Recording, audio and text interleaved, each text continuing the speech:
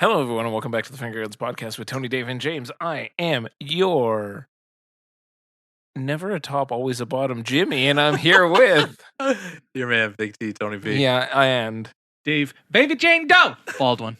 Baby Jane Doe Baldwin.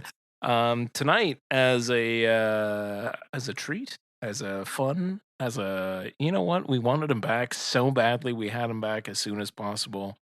We're also joined with Mason, a.k.a. the man who made Kurosawa spin in his grave. You did. You did. You did. You did. You did. You and Tony are on like a level playing field right now. You What made the fuck, guys? Whoa, hey. I need to know about this, because this guy gave me guff on two fronts. So. Okay, maybe not a level, like a multi-level playing field.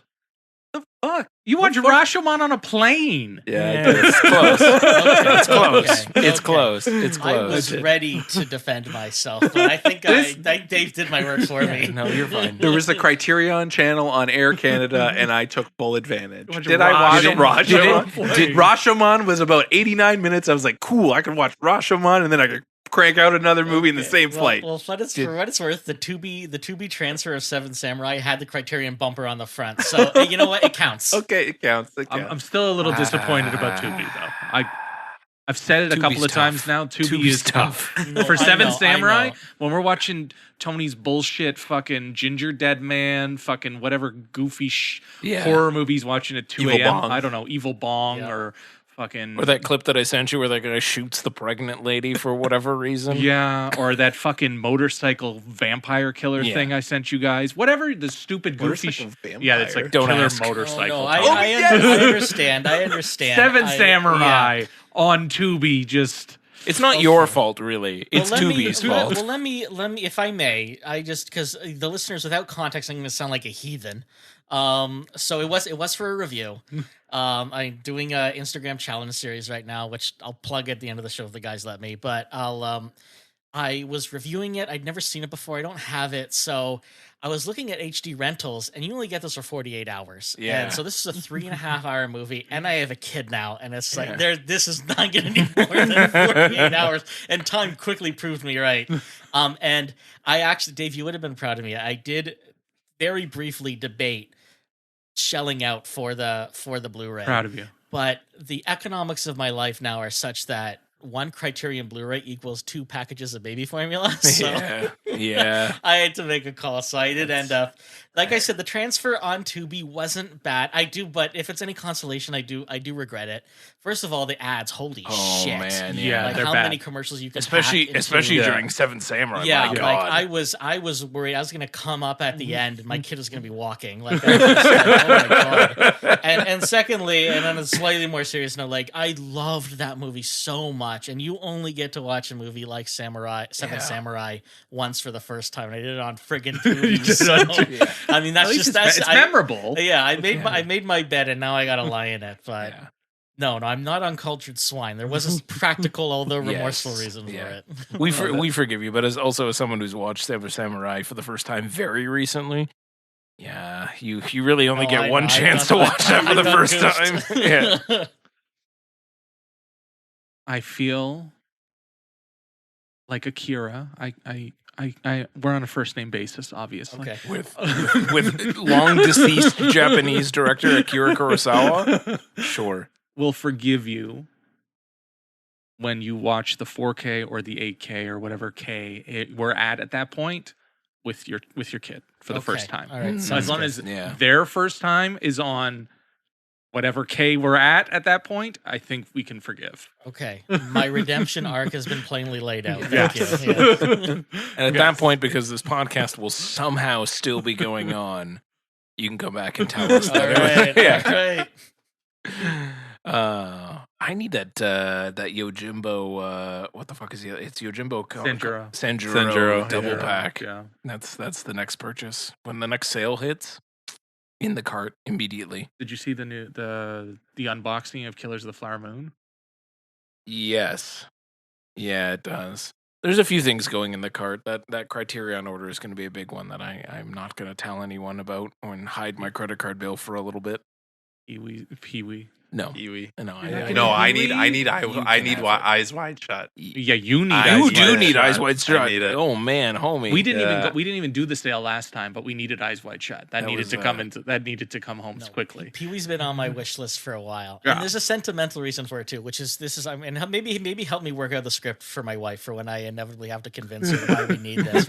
Pee-wee's Big Adventure was the very first DVD I ever owned. It was a gift from my Wow. aunt, so And you need to upgrade Yeah. it. I need Upgrade. it. I need it. You need It's- to upgrade. it- Is it it still in like? holds- Is it in like a snapper still? It's in a snapper. Then there It's you got go. It's got the animated menu where it goes up and it's just like it takes 10, 15 seconds for the title to open up and Beautiful. a still image of Paul Rubens because he's like, ah! And it's like, and you get to listen to Is that it a while fucking you. flipper disc too? No, Okay, It is, then I yeah. would have sealed the deal with that. But Okay. I can Snapper? I have lie. DVDs She's you like could that, lie. so. You could lie. Yeah, but then she'll listen to this and then hear us talk Oh, about it. shoot. So Okay. you fucked up was- there. That was a wild time in movies when you had the double-sided discs for fucking full screen and widescreen. Wow. These fucking Gen Z kids have They no. have they're no they're idea. bringing You back had to read physical the small media. print They around don't- the they- but inside they of the don't know. disc to make sure but you were if they- putting if they're it. gonna- struggle. If they're gonna bring it back, they have to have it as hard as we did. Like Yes. they need the authentic experience. Yeah. Full If you screen don't movies. if you don't know the frustration of having to break off the tiny security tabs on a case that already snapped shut, Yeah. Yeah. you don't know DVDs, man. This is true. This is true. man. And it's probably better. You know, they can watch Seven Samurai and actually see Seven Samurai now, as opposed to when me and Tony saw it and it was 3.5 Samurai. Yeah. Yeah. Anyway, we got a whole bunch of other things to talk about. We want to get into it? Yes.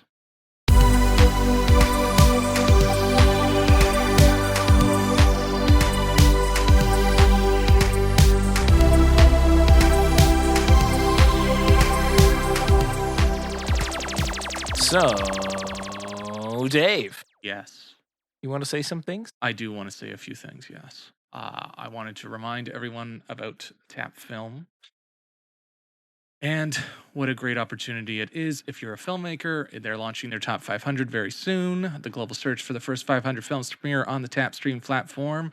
Any genre, any length, any country is welcome. Whatever you have, they want it. And it's a traditional shift from complete shift from traditional distribution. No agents, no long negotiations, no mystery decisions, clear path from submission to selection to streaming, and you keep your rights, which I love. And us here at Finger Guns are we're a big proponent of Tap Film. So you can check that out right now at tapfilm.com, which is TAPP film.com. And then we have our 15% off code on Instagram and in the metadata of this episode. And if you need it, it is FGTAPP15, all one code, no spaces. And then the other thing I wanted to mention is that our great friends at Hollywood Suite sent over a nice little care package this week to Finger Guns HQ, or one of the 3 Finger Guns HQs. I was going to say, I haven't seen it at all. Dave. So I just wanted to let everyone. Classic Dave. I wanted to let everyone know that Hollywood Suite is in free preview right now from the beginning of March. I know it's not the beginning of March, but until the 31st, and you can enjoy their curated collection of award-winning movies, timeless classics, blockbusters, exclusive new series, and more on 4 channels and on demand. And the best thing about Hollywood Suite is that it's proudly independent and proudly Canadian. Right. I do remember the Hollywood Suite. Yeah. And because I'm not a dick. Oh. Oh, he brought good. it.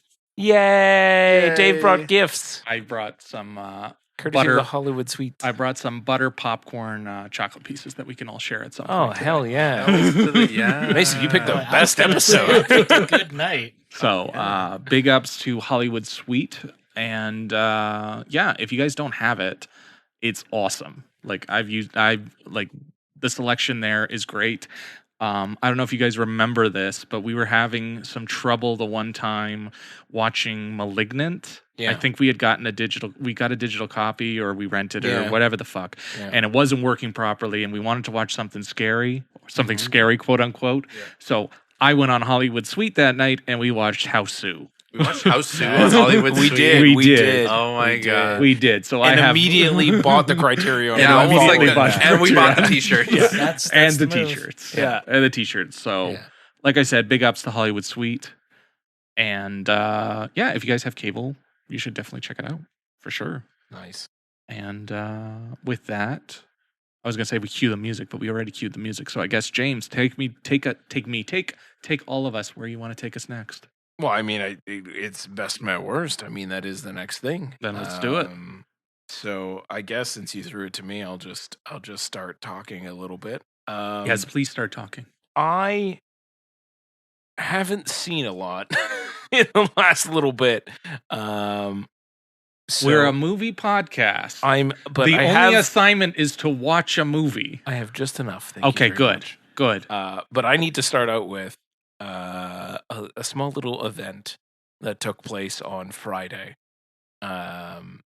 This past Friday, yes, I should say, because this is coming out on Friday. Yeah, this is A coming week out on ago, Friday. from when you're listening to it. A week ago, Or 2 weeks. There was or months, depending Or on when you listen to it. Yeah. Now we're just I now don't- we're it's- just strict. James. Are you really it's- cutting this and releasing it tomorrow? Yeah, Oh, I'm gonna fuck up a lot. I'm gonna be coughing. Please don't. The coughing is for Have Dave. You're not mercy. allowed to cough. Only Dave is allowed Please to have cough. mercy. I didn't realize I had the privilege. Dave's also not allowed to cough. He just does it I anyway. like coughing. Anyway, God fucking damn it! No. Anyway, there was an Edit this opportunity. out. There was an opportunity to go see Nirvana the band, the show, the movie in Hamilton on 35 millimeter at the Playhouse, and folks, we did it. We did it. Well, two of us did. Dave and I did it, and also my partner Smitha came with us, and it was her first time seeing it.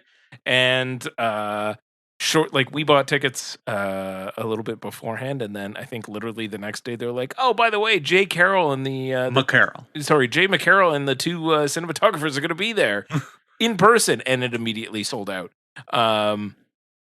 There was a line down the street to get into the Playhouse. We started our line back at Barton and Sherman to get in. It moved relatively quickly. We had good seats, I think. Yeah, the seats were pretty good. It didn't get too crazy. We did see some chuckle fucks who were in front of us. It was a group of 4. And for those who know the Playhouse, it's a 1-room screen, but as you go in, it's they check your tickets for these event things right at the door, and then you the concessions are right after, and you can line up for concessions if you want. We, being the smart ones, were let's just go get a fucking seat. If I want concessions, I'll go wait in line afterwards. But at least that way, guaranteed a seat. the It's a seat. sold out show. The 4 chuckle fucks in front of us decided to all 4 of them line up for concessions. And so we're sitting in the theater, and I just see them come in, and that they sat at the very front because there was nothing left. And I'm like, what the fuck were you thinking? You were in front of us. You could have gotten seats. People, they don't get it. They don't. The movie itself, it's still one of my favorite things that I saw in 2025. It's incredible. And now 2026. And now in 2026, it held up from what I remembered it from that show. Seeing it again with an entirely packed Playhouse was everything. It was perfect. Everyone was laughing. You could tell the people who had seen it before that were laughing at some of the other things that maybe they missed the last time, and then the jokes that were the big jokes. The people that hadn't seen it were laughing immediately on par with where it Gameshi. should have been. Oh, Gameshi gets me every single time. You saw it, Oh right? yeah. I saw it a few weeks ago. Yeah. Have you guys seen the show? Yeah. Yeah. It's I did a rewatch before seeing the movie, and it's so good. Yeah. It's insane. So anyway, the movie plays. It's great. Jay and the gang are up there talking for a bit, and we had an hour-long Q&A after the movie. So the movie started at 9, let's call it 9:45. It wrapped up just before 11:30. We were there till 12:30. Yeah, it was long. And they were just answering question after question after question. It wasn't It's a like low, Q&A. It was pretty good. Pretty good. There wasn't a lot of bullshit some of it was questions. draggy, but Yeah. for the most part, there was a lot of insights that came out of it. And honestly, I left that screening even more impressed that this movie exists at all. Let alone that it's as popular as it has been. This movie shouldn't exist. There is some bullshit that happened in there. I don't want to spoil it for things, but there's things that we learned about one they were shooting that they weren't even prepared for while it was happening, and it just made it all the better. Of just, you never know what you're going to get when you do that sort of like guerrilla style filmmaking of just like dealing with the general public and seeing what comes out of it. So And somebody had a fucking bottle of Orbits. someone actually had a Someone bottle of had a Orbits. bottle of Get Orbits. out of town. Yeah. I'm glad to see it doing well, because I mean, like, just derivative's the wrong word, but it's a web series that's spun off into a show that's Yeah. spun off into a movie, and it is so I listened to your guys' episode on it, where, like, to the wrong viewer, the fact that it's so Toronto centric could be off putting. But no, if you watch the movie as you ought to, like, it's so nice to see it connect. Like, so many people connect to it, find it so Yeah. funny, see it do so well, you get Yeah. such good word of mouth. So that's awesome that you got to see it that way. Yeah. It was special. And that print was pristine. Yeah, it was a newly struck 35 millimeter print. We were told it was the first time they were showing a 35 millimeter print, period.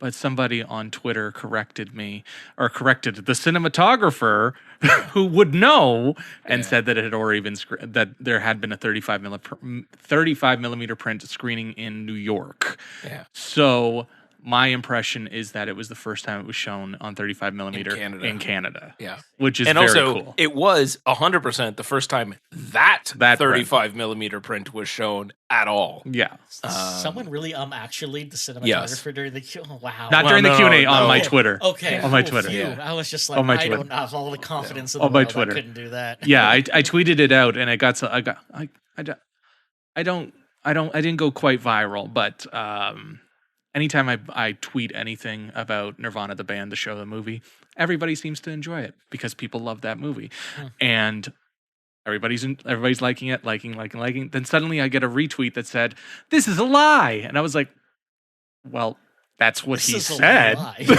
That's what he's. I'm not lying. That's what the guy said. He would know." Dave Baldwin, slinger of malicious lies. Yeah. Like I think God. he would know, but apparently he didn't. So Yeah. Well, and again, it could have been that print specifically was the first time it was Yeah, ever that is shown what I- anywhere. that is what So, I am. That is what Okay. I am going with. I didn't Yeah. take down my tweet because I like how much traction it got. Yeah. but, No, I dig the confidence, man. but yeah, I was like, all right. You didn't well, post an editorial correction? No, I did not post. We an at Finger editorial Guns would like to correction. apologize for the following errors. Although apparently, since you mentioned editorial correction, Yeah. our boy Nikki P Yeah. pointed out that on how to get away with murder. What's that movie called? How to get away.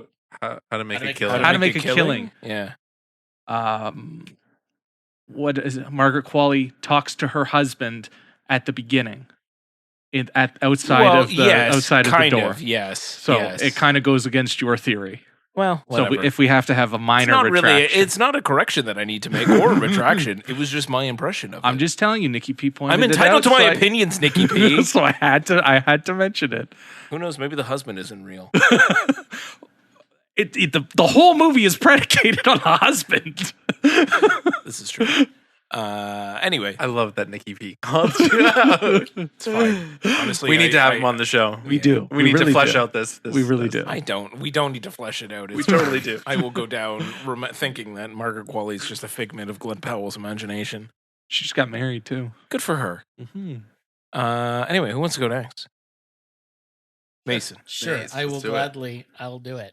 So I've got a low best, and this backs into the challenge you guys are running to get your Kurt Russell, Abel Ferrara, Spike Lee numbers up. Sure. I love So it. I love I it. had to respond to the challenge because I think it was on the last episode. Yeah. Tony called me out by name. Yeah. Yeah, he did. To participate in this. And boy, first of all, I need to tell you how unnerving it was to just be like just doing my dishes, listening to a podcast, and the podcast starts talking directly to you. There was I'm gonna do that. Knowing that you do it, you do the dishes and listen to us. I'm gonna do it more. like, honestly, there was like a split second where I'm like, well, I've lost my mind. Sleep deprivation's finally got to me. Oh god. I love that. I love that for you.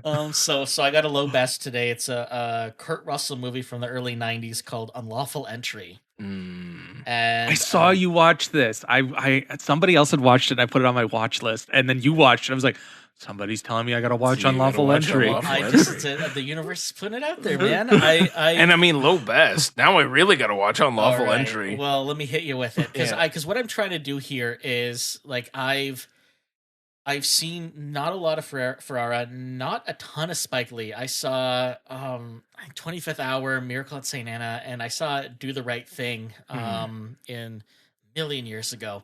And the Dave, you saw your favorite one. Do the right thing. No, America's Oh, Miracle at St. Anna. Well, Fuck that movie. I don't know Sorry, why- Mr. Lee, but why of fuck all that the ones, movie. that's the one that somehow ended up on my radar. But At least you didn't watch Old Boy. the one thing, yeah, no, I steered clear of the remake. Yeah, the one thing I remember about Do the Right Thing.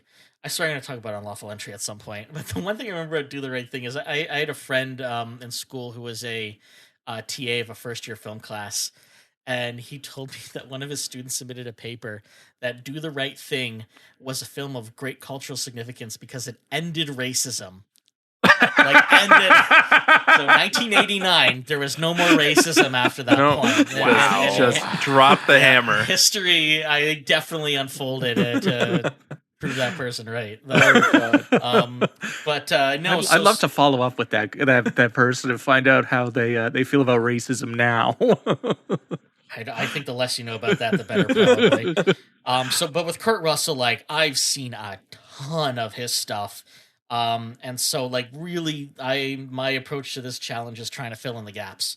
So, Unlawful Entry, Kurt Russell, and his wife is actress. I wrote her name down, Madeleine Stowe, who she's a working actress. I think she's the bad guy from Revenge. I don't know her from too much stuff. She's in 12 Monkeys. She is, yeah. That's what when I hear her name, that's immediately what I think of as 12 Monkeys. Yeah. I remember reading that on our Wikipedia page. Now that you say it, so they play a married couple, and someone breaks into their house one night and threatens them, and they end up befriending a cop played by Ray Liotta in a desperate attempt to Ray Liotta plays a cop. Yeah, in a Okay. desperate Imagine attempt that. Imagine that. to Yeah. prevent this from happening again.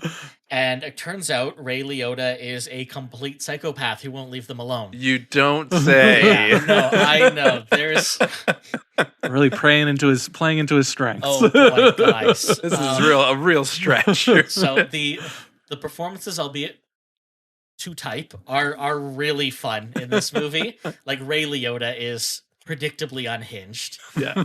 He and you know what's even creepier? The parts where he's like all freaked out is when at the beginning he's like pretending to be nice and substituting like a chill guy, and he can't do it because Ray Liotta can't help but be a scumbag.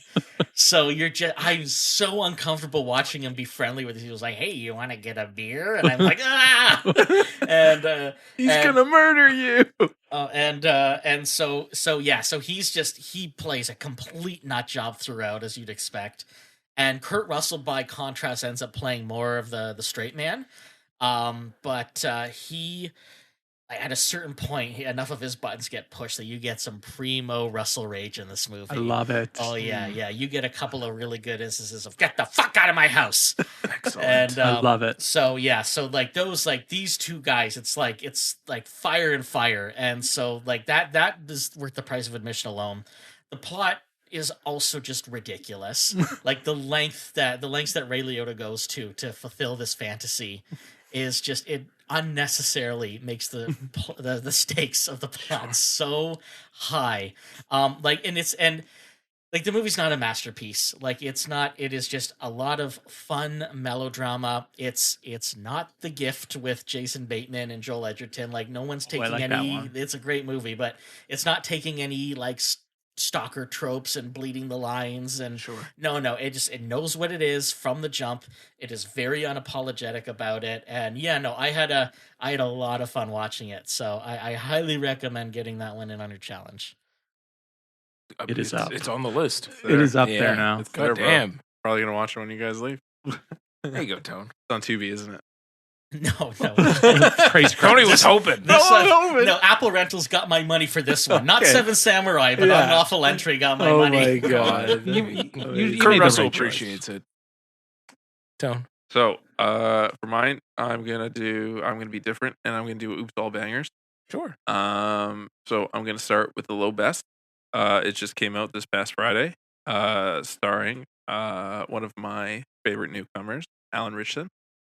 I am talking about his new Netflix called War Machine. Oh, Not to be confused with the other Netflix movie with Brad Pitt that is also called War Machine. Or the character from I Marvel was Comics. gonna Yeah. say, I looked at the ad. I'm like, Don Cheadle's nowhere in sight. Where's Don Cheadle? or the political concept known as a war machine. And it's actually pretty funny that you guys are making this comment because these guys shot the movie in Australia and they had to do reshoots, and they shot in Toronto because Alan was was in the middle of Reacher, so they did it. You're on first name basis with him. Of course. Yeah. So Well, it's everyone fine. when everyone was talking about it, they're like, "Is it a war machine? Is this a Marvel movie? It's totally a Marvel movie." It's like, no, it's a war movie with Alan Richson. Yeah, they're just doing reshoots. They're It's a just nothing.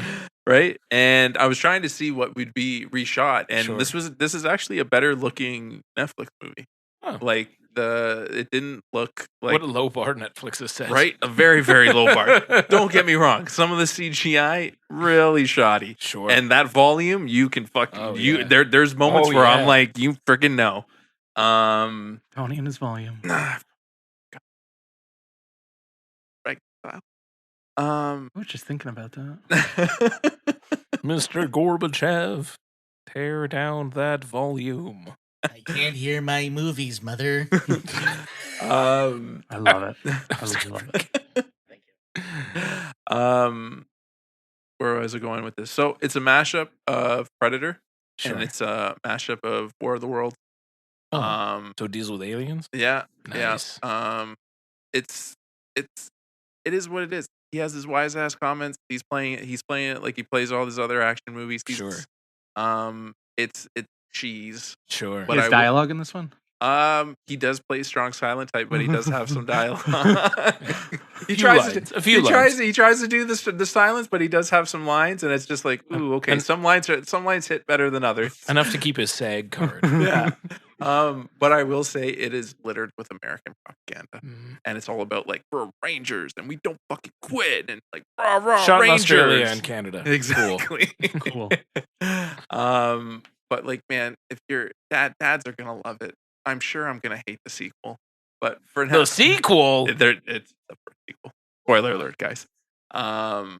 Netflix is always looking for that. Looking for that little franchise. to just Sure. launch One day. one day. It's gonna hit. It's gonna hit, Yeah. guys. It Um, did. K-pop Demon Hunters. They announced the sequel today.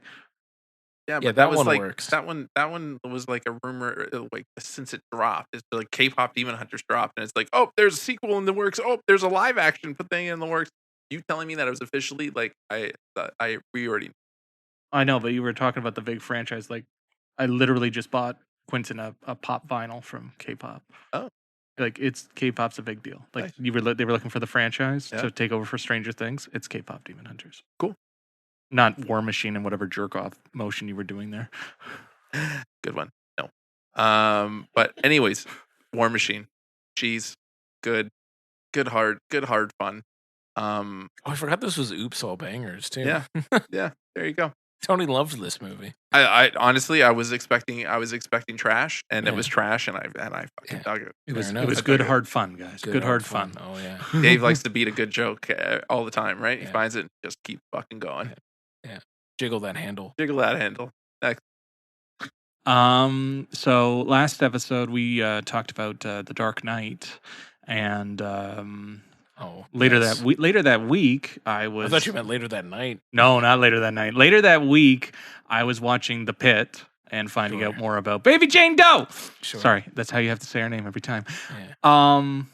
And after I turned off The Pit, Dark Knight Rises was on Crave Huh. halfway through, and I was like, oh, I'll just sit and watch it for a little bit. So I finished it, Sure. and then I went back and watched the first half. Naturally. Naturally. Did it play out better when you Rashomon Dark Knight Rises?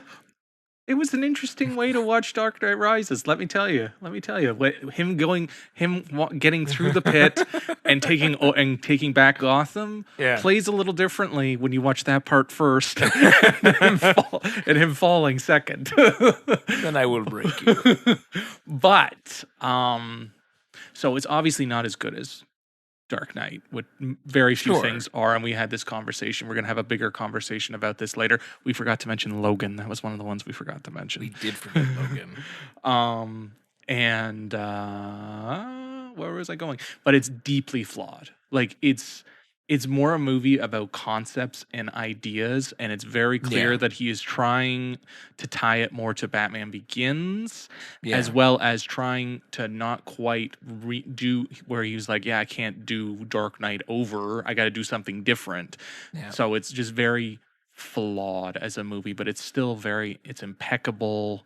Like everything about it is great, and obviously it speaks to it that I watched it halfway through and decided to go back and watch the rest of it.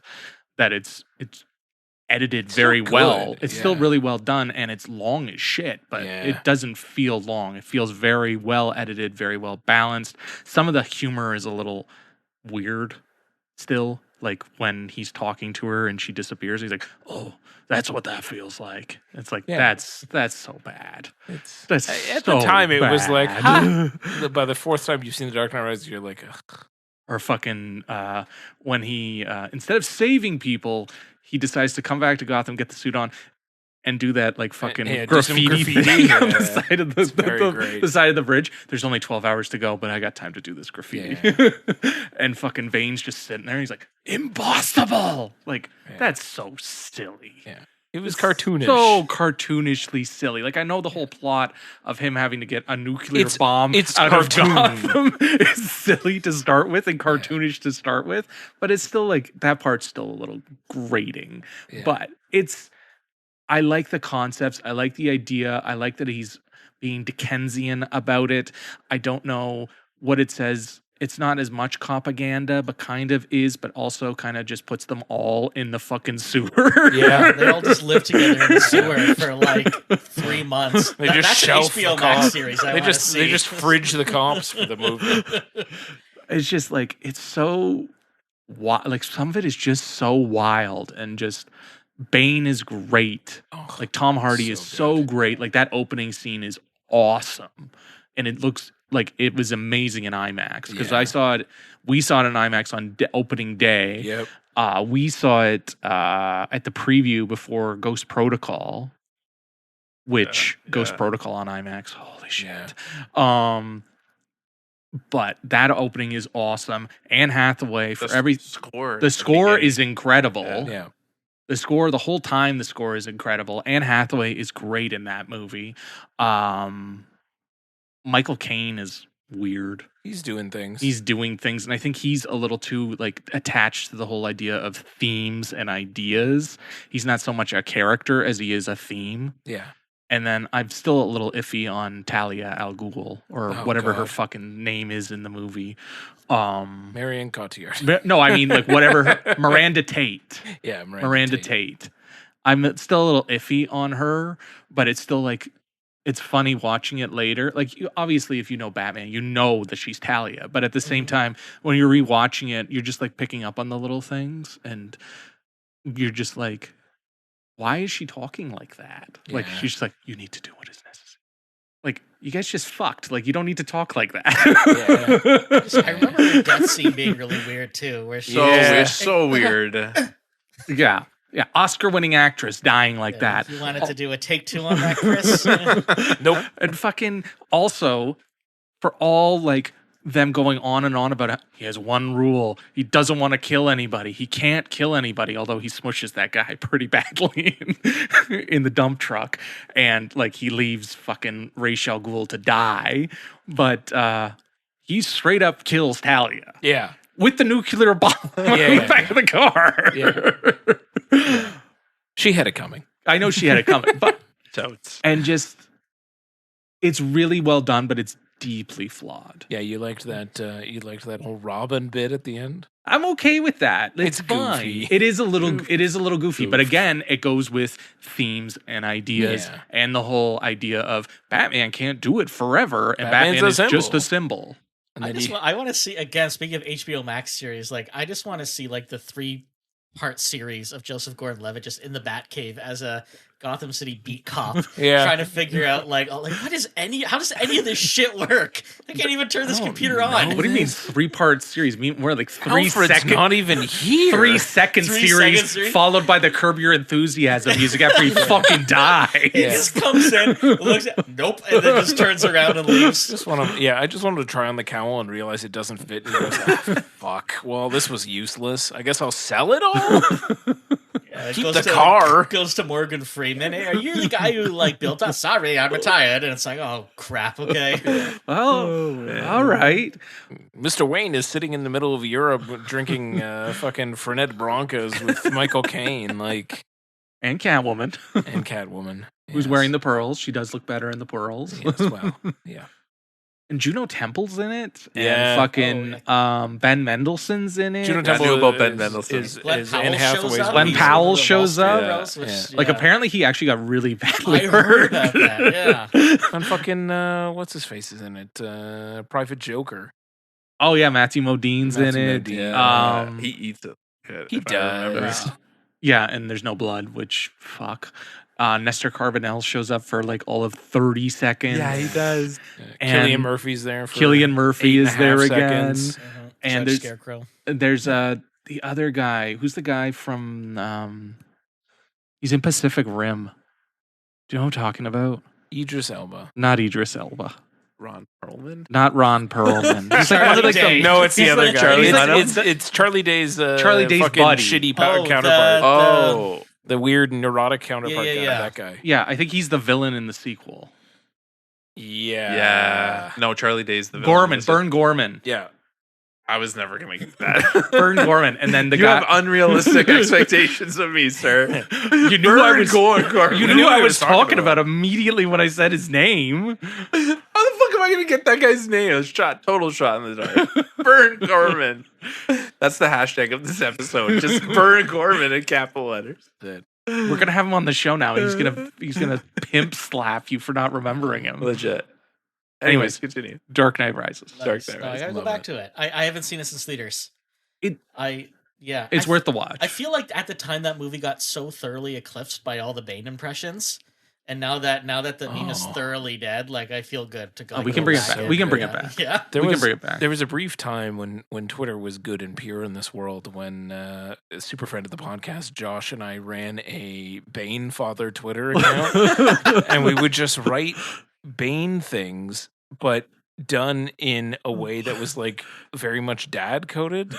So it was like, oh, you think taking out the garbage is your ally?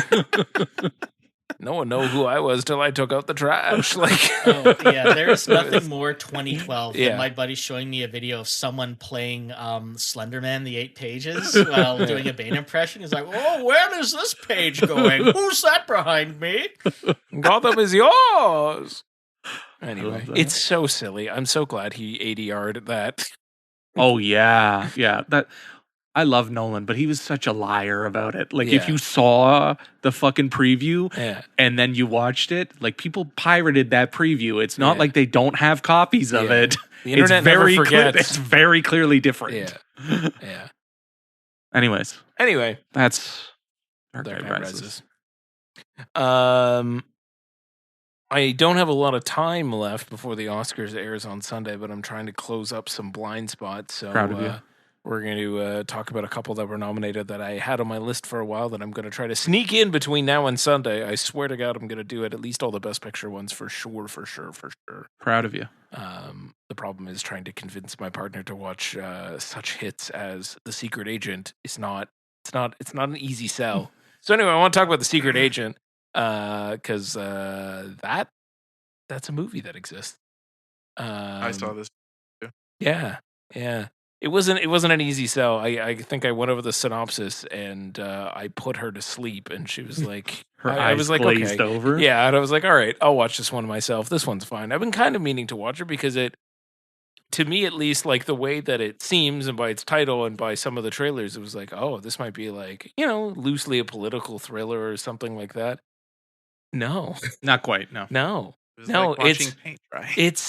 It's totally vibes all the way down, and Yeah. it's such a slow burn the whole way. I was like, wow, this was like completely unexpected. Even from its opening scene, though, that entire bit at the gas station in the beginning. Oh, with the you- dead body that's Yeah. been there since Sunday. Or Yeah, Saturday. like there's this weird, the piece of newspaper or cardboard's over. yeah, it. and dogs that keep trying to eat it. Yeah. There's this weird undercurrent of like really dark humor happening throughout it, where it's like, like the subject matter itself, as you get further and further into it, and you realize like who he is and what's happened to him and everything else, you're like, this is fucked up. But also, it's like done in such like a weirdly absurd way, and like everyone's kind of a little bit of an idiot. Especially like those henchmen, like it's all kind of like, yeah, right. Like it's all kind of like this is a weird ass movie. It's certainly a vibe. It's yeah, but like it just keeps kind of rolling out in front of you slowly and slowly building, and by the end it kind of like flips a little bit as well with the way that it's kind of reframed. And I think like for the most part it works. It's just so long, and That's the thing. It's very dragged out. so dragged out, and Yeah. I understand why they're doing what they're doing, and like it's ambitious in a way to try to like frame this, because again, like all I would say, like if you don't really know what this movie's about, you'll assume it's kind of like a spy thriller, maybe a political thriller, or something tied to a historical event kind of thing.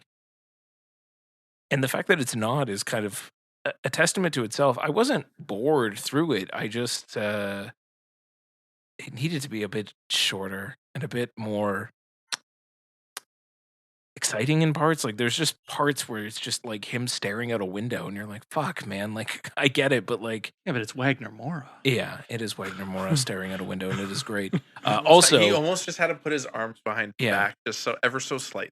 I will say this movie is fucking aces when it comes to production design. Holy yeah. shit. Yeah, it looks great. They like brought Brazil, 70s Brazil back, and like the colors, the cars, So the so outfits. vibrant. It's gorgeously shot. Yeah. It looks good. Acted quite well. He's very good. He's very good in it. Donna, I can't remember her character name, but the first the old old lady, the the old woman, lady yeah, who runs yeah. the thing. She's excellent in it. I understand why she was nominated. Like Did you like the cat? the cat is aces. Aces. I would die for that cat. I love that cat. What about the hairy leg? Yeah, That odd that leg is I want to know. I want a whole HBO Max series about the hairy leg. yeah. that whole fucking Yeah. autopsy scene when the legs like sticking out and they're like trying to like It's so weird. it's so fucking I weird. think it's Tania Maria. Yeah, that's it. Yeah, Donna Sebastiana. She wasn't nominated. P.S. Oh, I thought she was. No, she got They nominated for best casting. I assume because of her. Oh, okay. Anyway, I thought Did this get best casting? Like a Yes. A nomination. that makes Yeah. sense. And fucking Udo Kier's in it. fucking Udo Yeah. Kier. Fucking love Udo Kier. Anyway, I thought this movie was fine. Yeah. Kind of mid. I thought But- the same. I liked everything. I admire it more than I actually like Thank it. you. That's it. Yeah. That's what I'm going for. Like I like looking at it. I Yeah. think it's beautiful to look at and it's well designed and crafted and everything else, but just needs it's a little bit too slow. Not my tempo, as we would say. Trim like 20, 25. Yeah. When I paused it at one point and I was like, there's an hour and a half left. I'm like, fuck no. me. It was a bit of a slot. I watched it because Yeah. Melissa was gone for the morning one day. Yeah. And I just put it on and it was like ever so like she was like walking in and I was Yeah. like Never yeah, finishing them. exactly. It left me empty at the end in the same way Mhm. that I'm Still Here. Is that what it's called? Yeah, the other Brazilian The movie. Brazilian was- movie yeah. that was nominated and won last year. Mhm. It reminded me a lot. Well, obviously, it reminded me a lot of that because it was the same time Yes, period, same yes. same ideas going through both movies, but they both left me empty at the end, which I'm assuming is on purpose. Yeah. But at the same time, they both kind of were. I wanted more out of both of them, Yes. Absolutely. and I feel like the next one that they make That's going to do it. is going to be the one that Yeah. really ties the whole trilogy together. And you can kind of see it too, where like I'm Still Here. I felt very similarly, but like this one, I'm talking more about like, you know, it's the way that it looked, the way that they were able to capture Yeah. it. This one, like you felt it a little bit more that you were like in 70s. Yeah, you were Brazil in there. more than the last one. You did kind of like it was very Yeah. much a set like a timepiece movie, but Well, there's more locations in this one, Exactly. and that's more of like a chamber piece, and a lot Yeah. of that movie's also them in prison. yeah, it's a lot Right. of prison, it's a lot of inside a house, and it's a lot of on a beach. That doesn't really give Yeah. you a lot of the flavor of Brazil, whereas Yeah. this one kind of does. So yes, I think you're right. But The yeah, next one? I was just very left empty by both, and I think it's also speaking to my not knowing enough about Yeah. the political climate there and only learning it through these films. yeah. But yeah, it was just weird that I watched Secret Agent and I came away almost exact Almost the same feeling. Yeah. Yeah. Good point. When you guys mention I'm Still Here, all I can think about is that a Joaquin Phoenix documentary. I'm not where he here. tried to convince everyone that I'm not here. That's what I Yeah. was going. Like I just Yeah. keep thinking of that. Yeah, when he showed up on Yeah. fucking all the talk shows at night. Letterman's like, I want to be a rapper now. What the that movie? What the fuck? That was a weird one. That was why did that exist?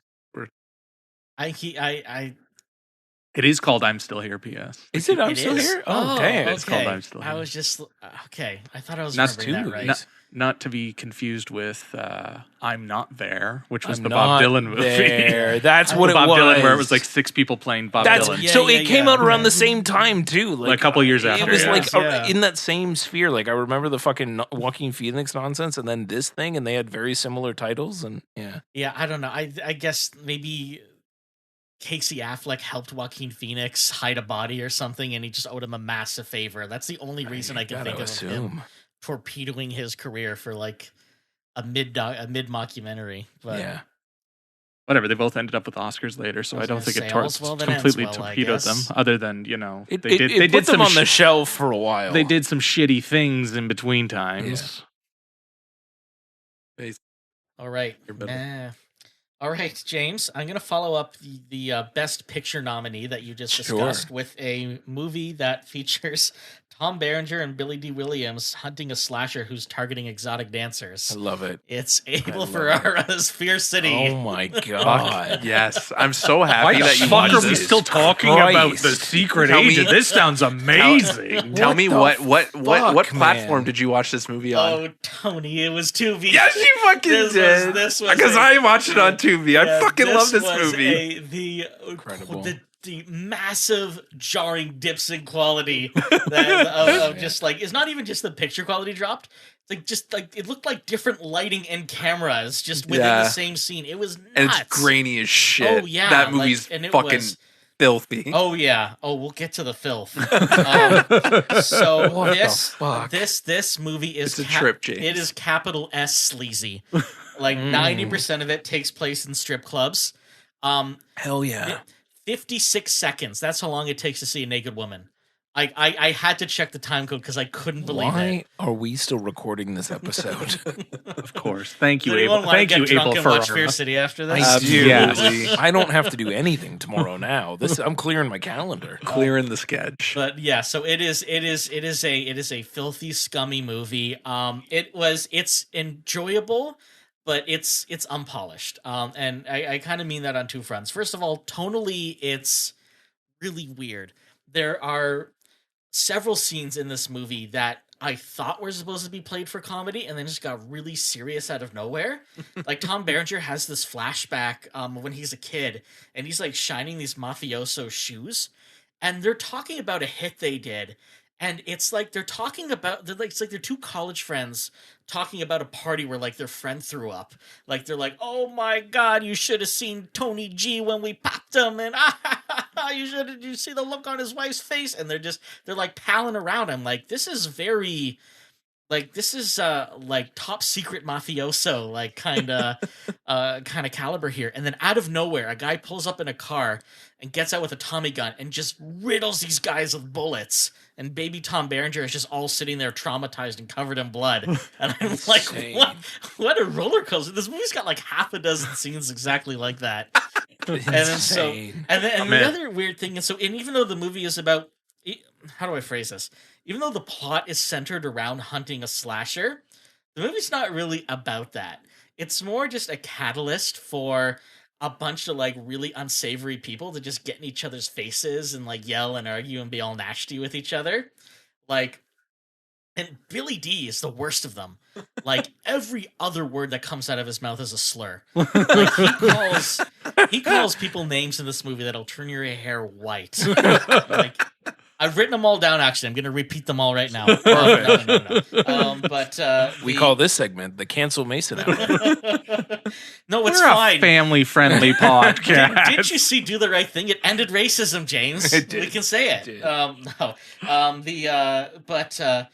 Yeah. So it's like it is just, and it feels like this is kind of Abel Ferrara's wheelhouse, where it's just it's a bunch of like low life, unsavory people just having big, dramatic, conflicting moments with each other. And no, I did have a good time despite its flaws. One other note that I have here is that you get a really young, like even pre-Platoon Tom Berenger in this movie, so you get to see his young, handsome face before he looked like a catcher's mitt, and like that was kind of cool. But that was my man. That's my Ferrara installment for the challenge. I love it.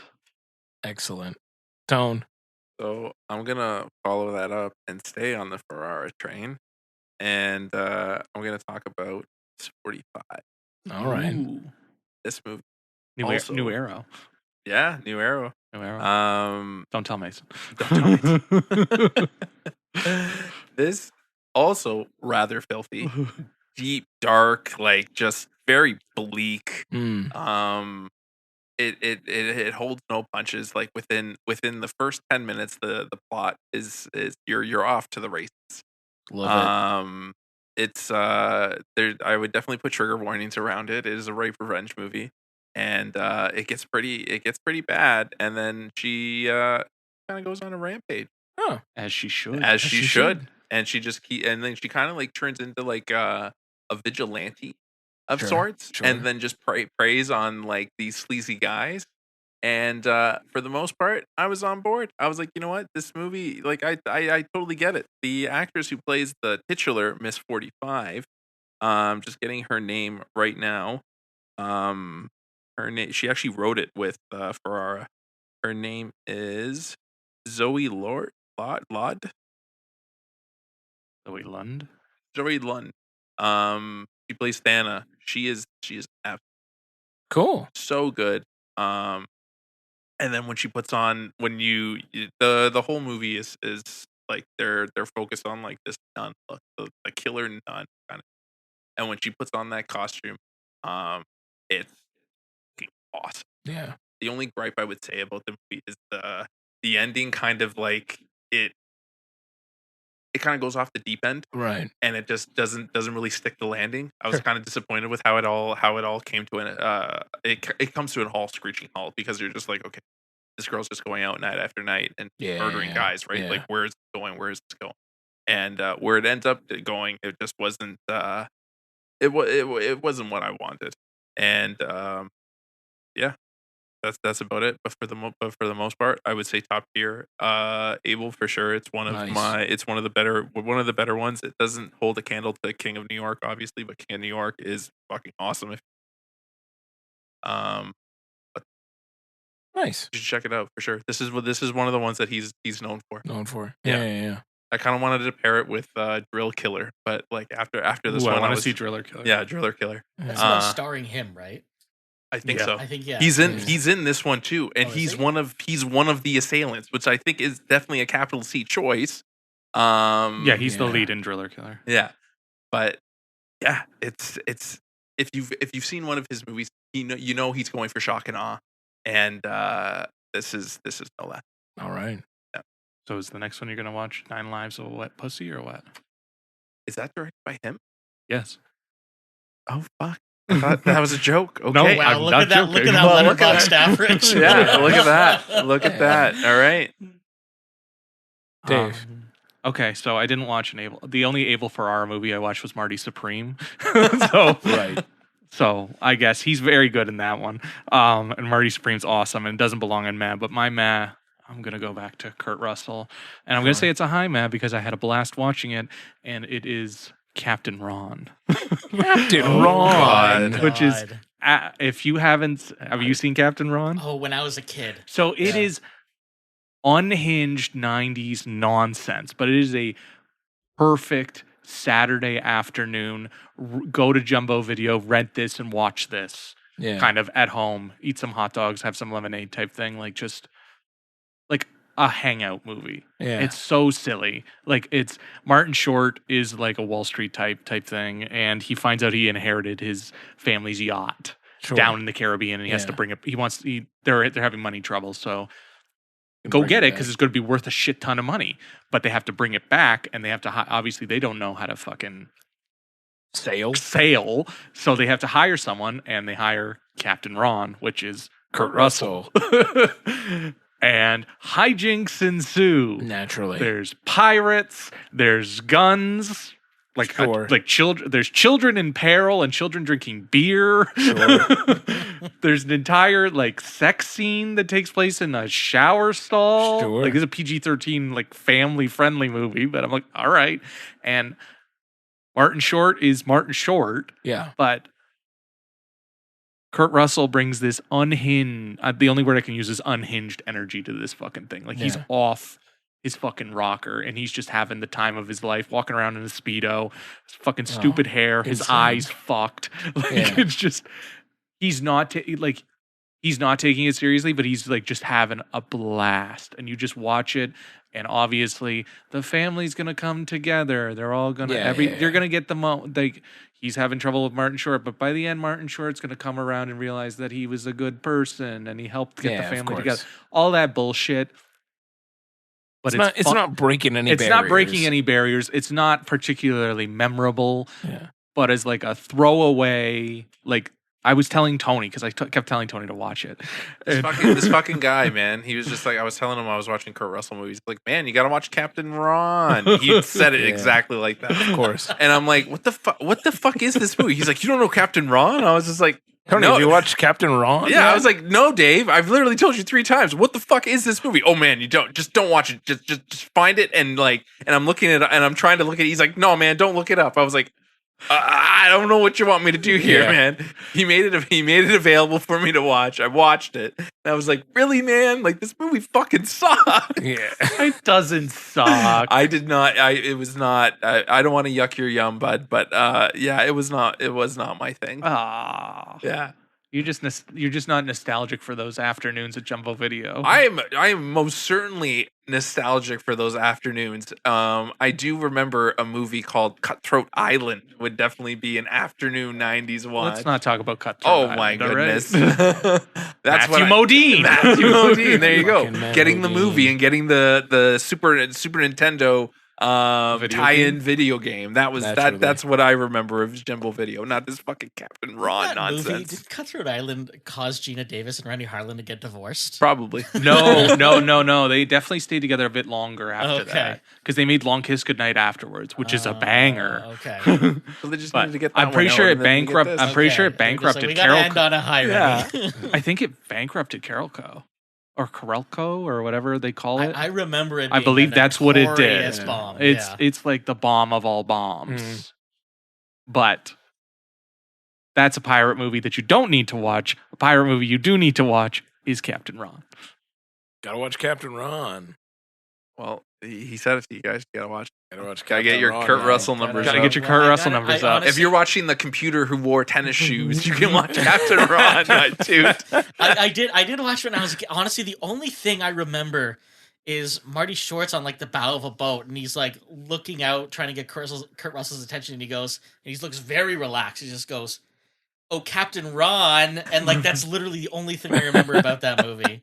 That's fair. That's right. That tracks. That tracks. Jimmy. To finish off this little weird list and continuing on with things that were nominated for an Oscar, because I'm also trying to at least watch some things. So not Captain Ron. Not Captain Ron. Captain Ron. Just before this, just tonight, I watched Zootopia 2. Nice. Since it's nominated. It's not going to Yep. win anything, but sure You is know nominated. how many times I've seen pieces of Zootopia 2? I bet it's a lot, Dave. A lot. I bet it's a lot. I think we watched it 3 times in the amount of time it came out on Disney Plus. Yeah. It's like 3 times in 24 hours. Yeah. Yeah.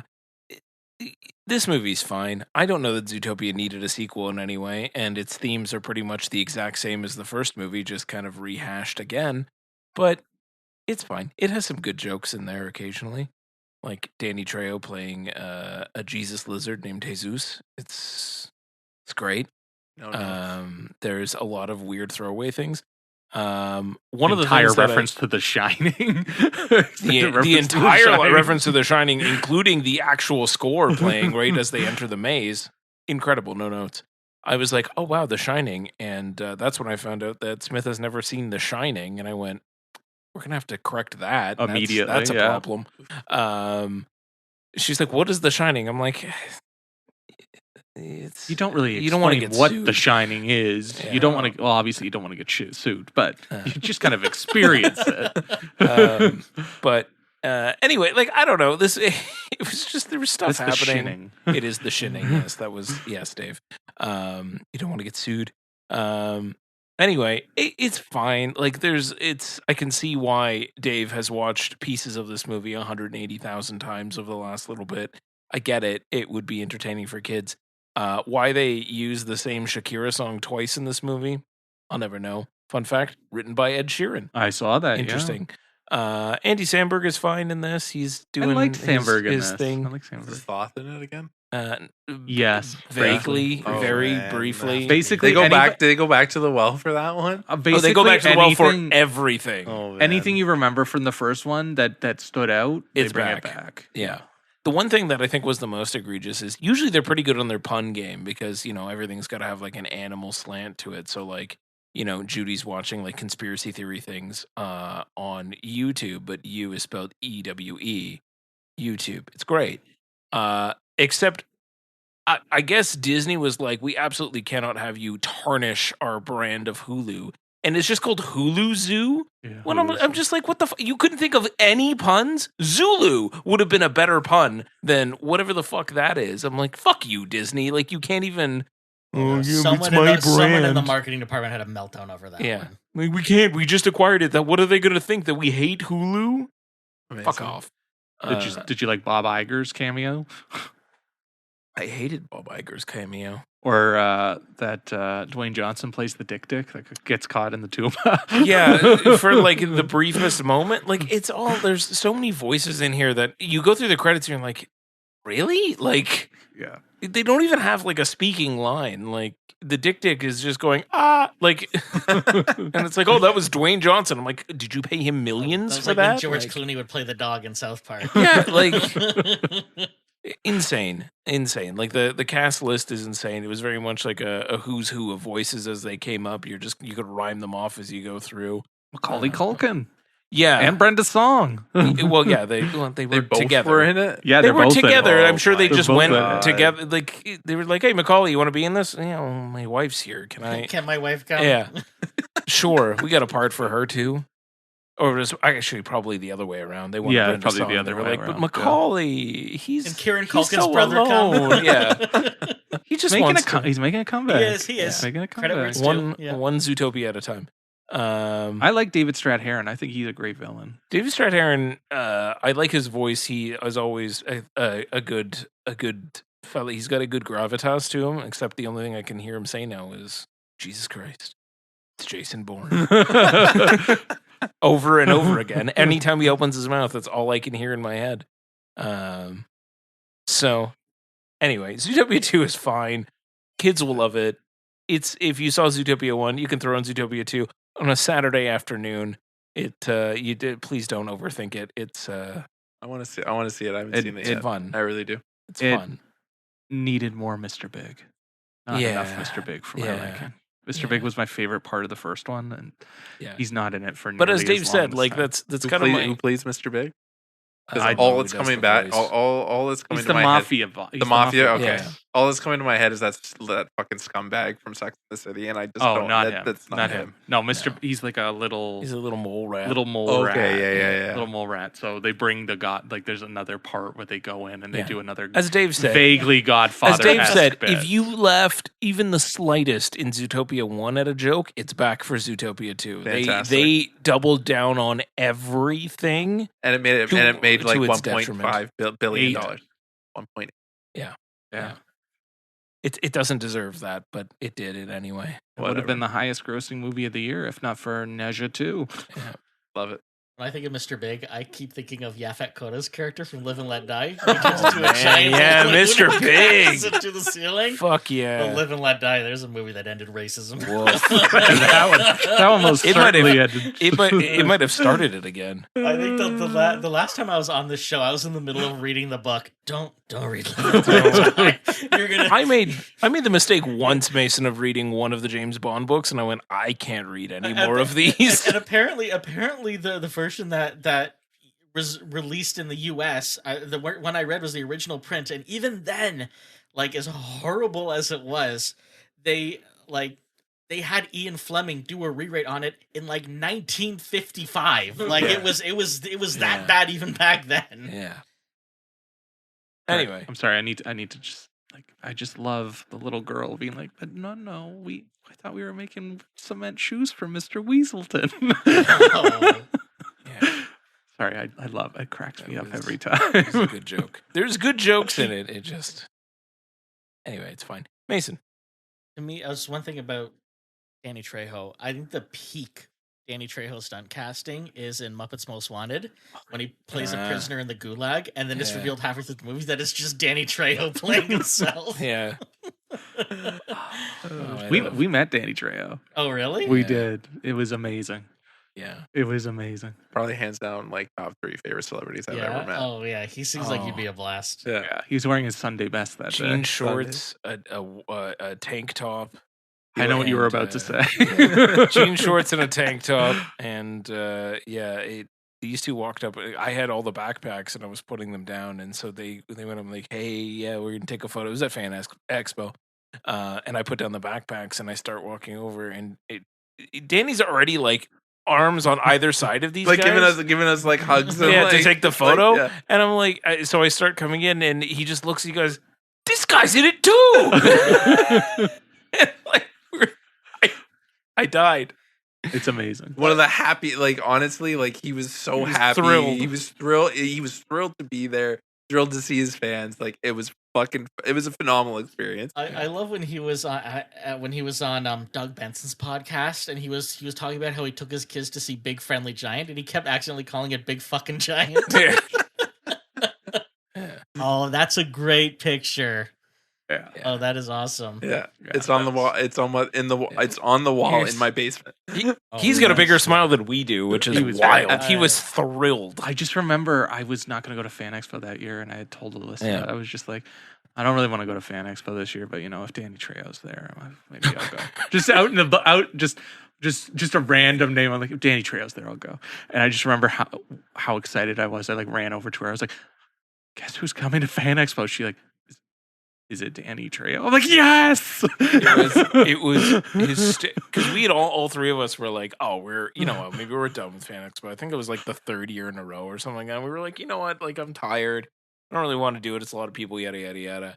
And then Dave made that joke. He's like, well, like if Danny Trejo shows up, and we're like, yeah, sure. If Danny Trejo shows up, we'll go, motherfucker. Danny Trejo.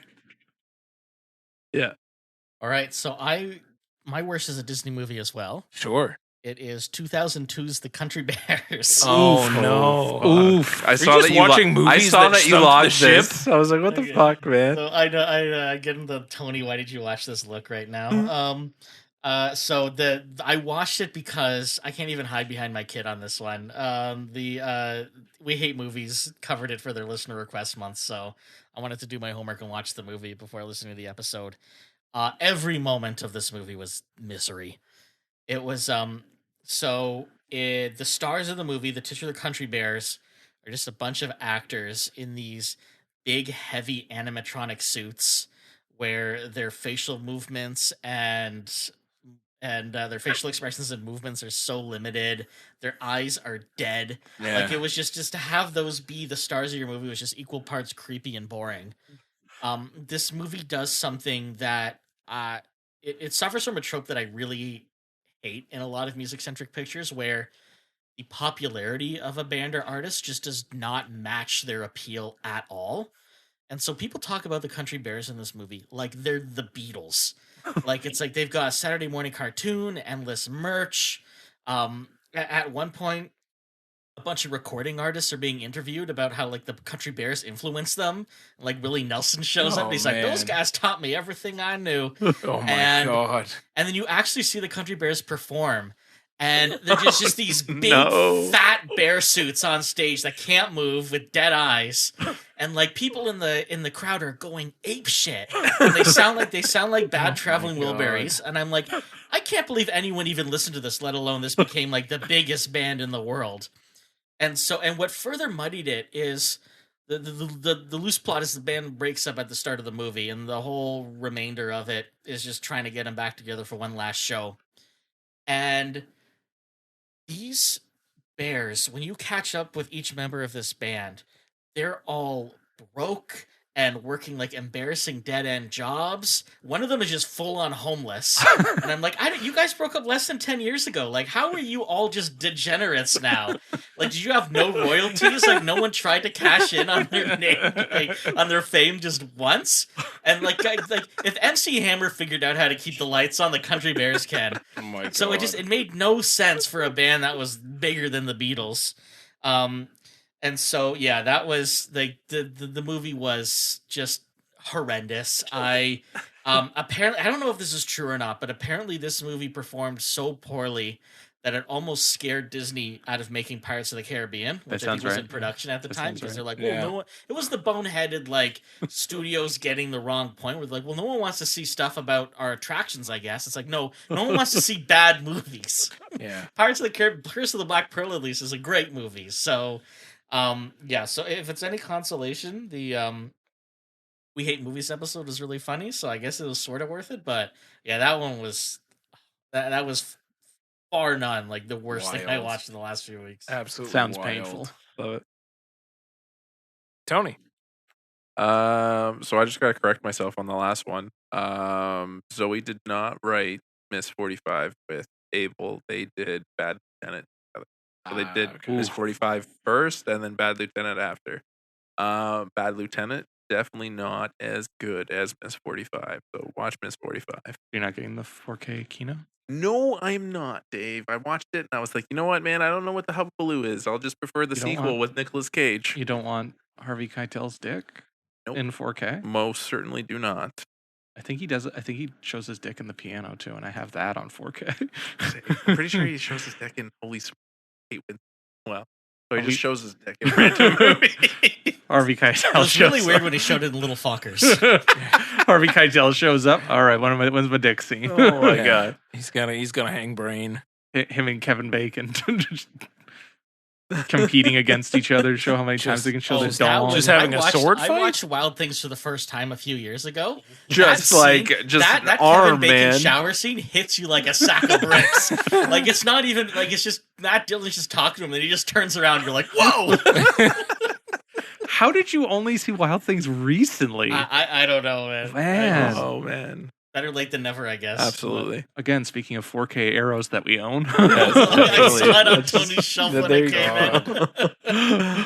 in. So to close out Oops All Bangers, I know you guys love when I watch ridiculous shit on Tubi, but I know you guys are starting to come around to the ridiculous shit I watch on Criterion Channel. Sure. And or this little side segment of Criterion Channel, I am watching from the 70s, Burt Reynolds.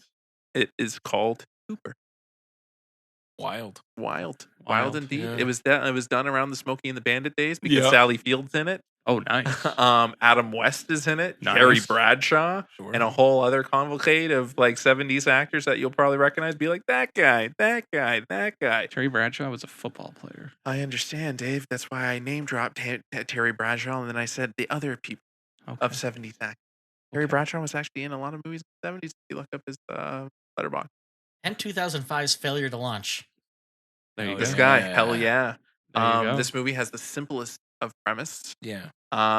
Aging stuntman Burt Reynolds. Sure. Fucking not a what do you call it? What is it? What's the word? Not a stretch for this one. Yep.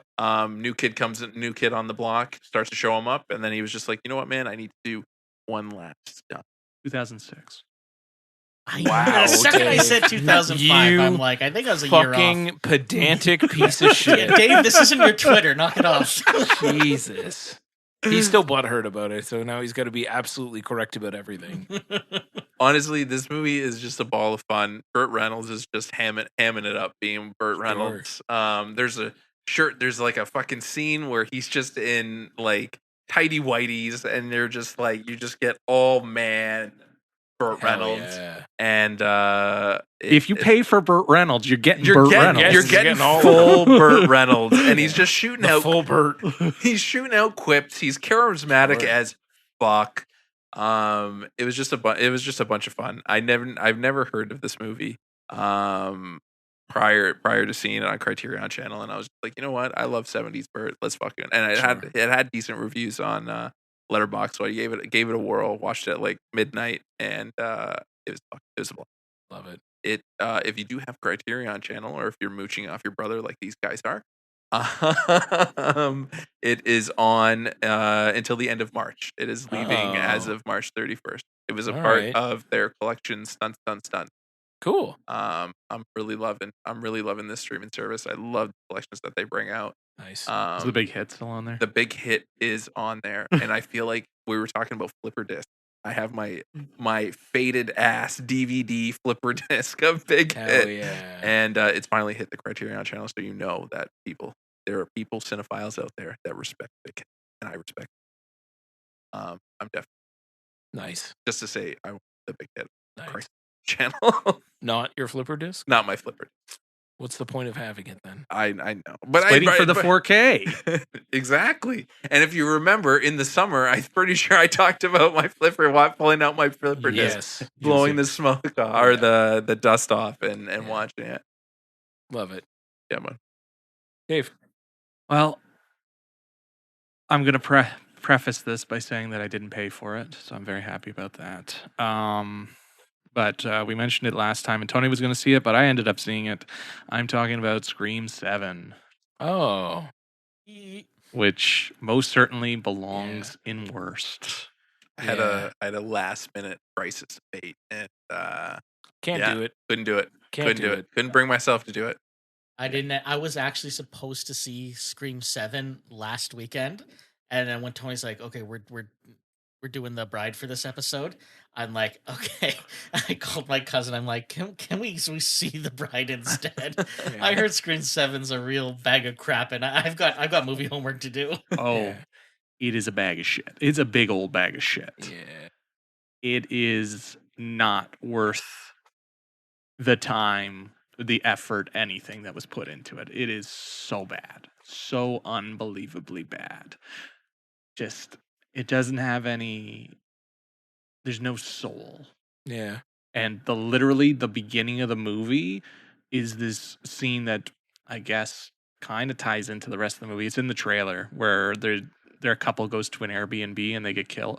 That's like, the Airbnb is the Stu Macher house. Yeah. And they get killed by Ghostface, and Ghostface burns it down and burns down the franchise, like basically burns down the franchise to start Sure. anew. Sure. And then it cuts to Sydney Prescott, or whatever their fucking name is now, and she's getting taunted again. And her daughter, who was never mentioned before, is getting taunted again. Is getting taunted now too, and her friends are getting taunted. And the friends don't really factor in at all, other than to be fucking murdered badly. And then just it plays on all the hits. Like, is it the boyfriend? and just they So break literally nothing new. nothing new. Burn down the franchise to do nothing new. Nothing new. There's Cool. nothing. There's one cool Giallo inspired kill that I was like, all right. And then there was another one. cut. Then there was another one that ripped off My Bloody Valentine. I only know that because I literally just watched Yeah. My Bloody Valentine, and there's one part where they just rip off, just straight up rip off another slasher movie that recently came out, where you're like, okay, cool, and just by the end of it, you're like, all right, I guess. There's just no heart, no soul, and like Nev Campbell's just sitting there, soul just like, I'm getting money for this. I'm cashing in, and good for her because she got fucked out of Scream 6, and they make sure they mention more than once. You should have been in New York. Why weren't you in New York? Why weren't you in New York? You should have been in New York. Yeah, well, yeah. No fucking shit. And then like Courtney Cox is like, there's just so many dangling threads that you're just like, why are you putting this here if you're not going to use it? Why does this feel so slashed up? Why does it feel like why does it feel like perhaps your lead actress you fired for really stupid reasons, and then the co-star was like, nah, fuck this, and then maybe your director left too, and you had to scramble to rewrite the whole thing on the fly and film it like 2 days later? Why does it feel like that? I don't know. That's what I heard. I heard don't it know felt why you like feel like that. They cut like a big hole out of the script and then just pieced it whatever they could to Stitch try whatever and they could stitch it together and And like, the only thing that makes it even vaguely relevant is AI. Gross. yeah, I heard it was applied in a very cynical way. It is applied in a very, very cynical way. And then there's a part at the end that's even more cynical. And you're just like, why is this here? Why would you do this? What the fuck was the point of this? Oh, gross.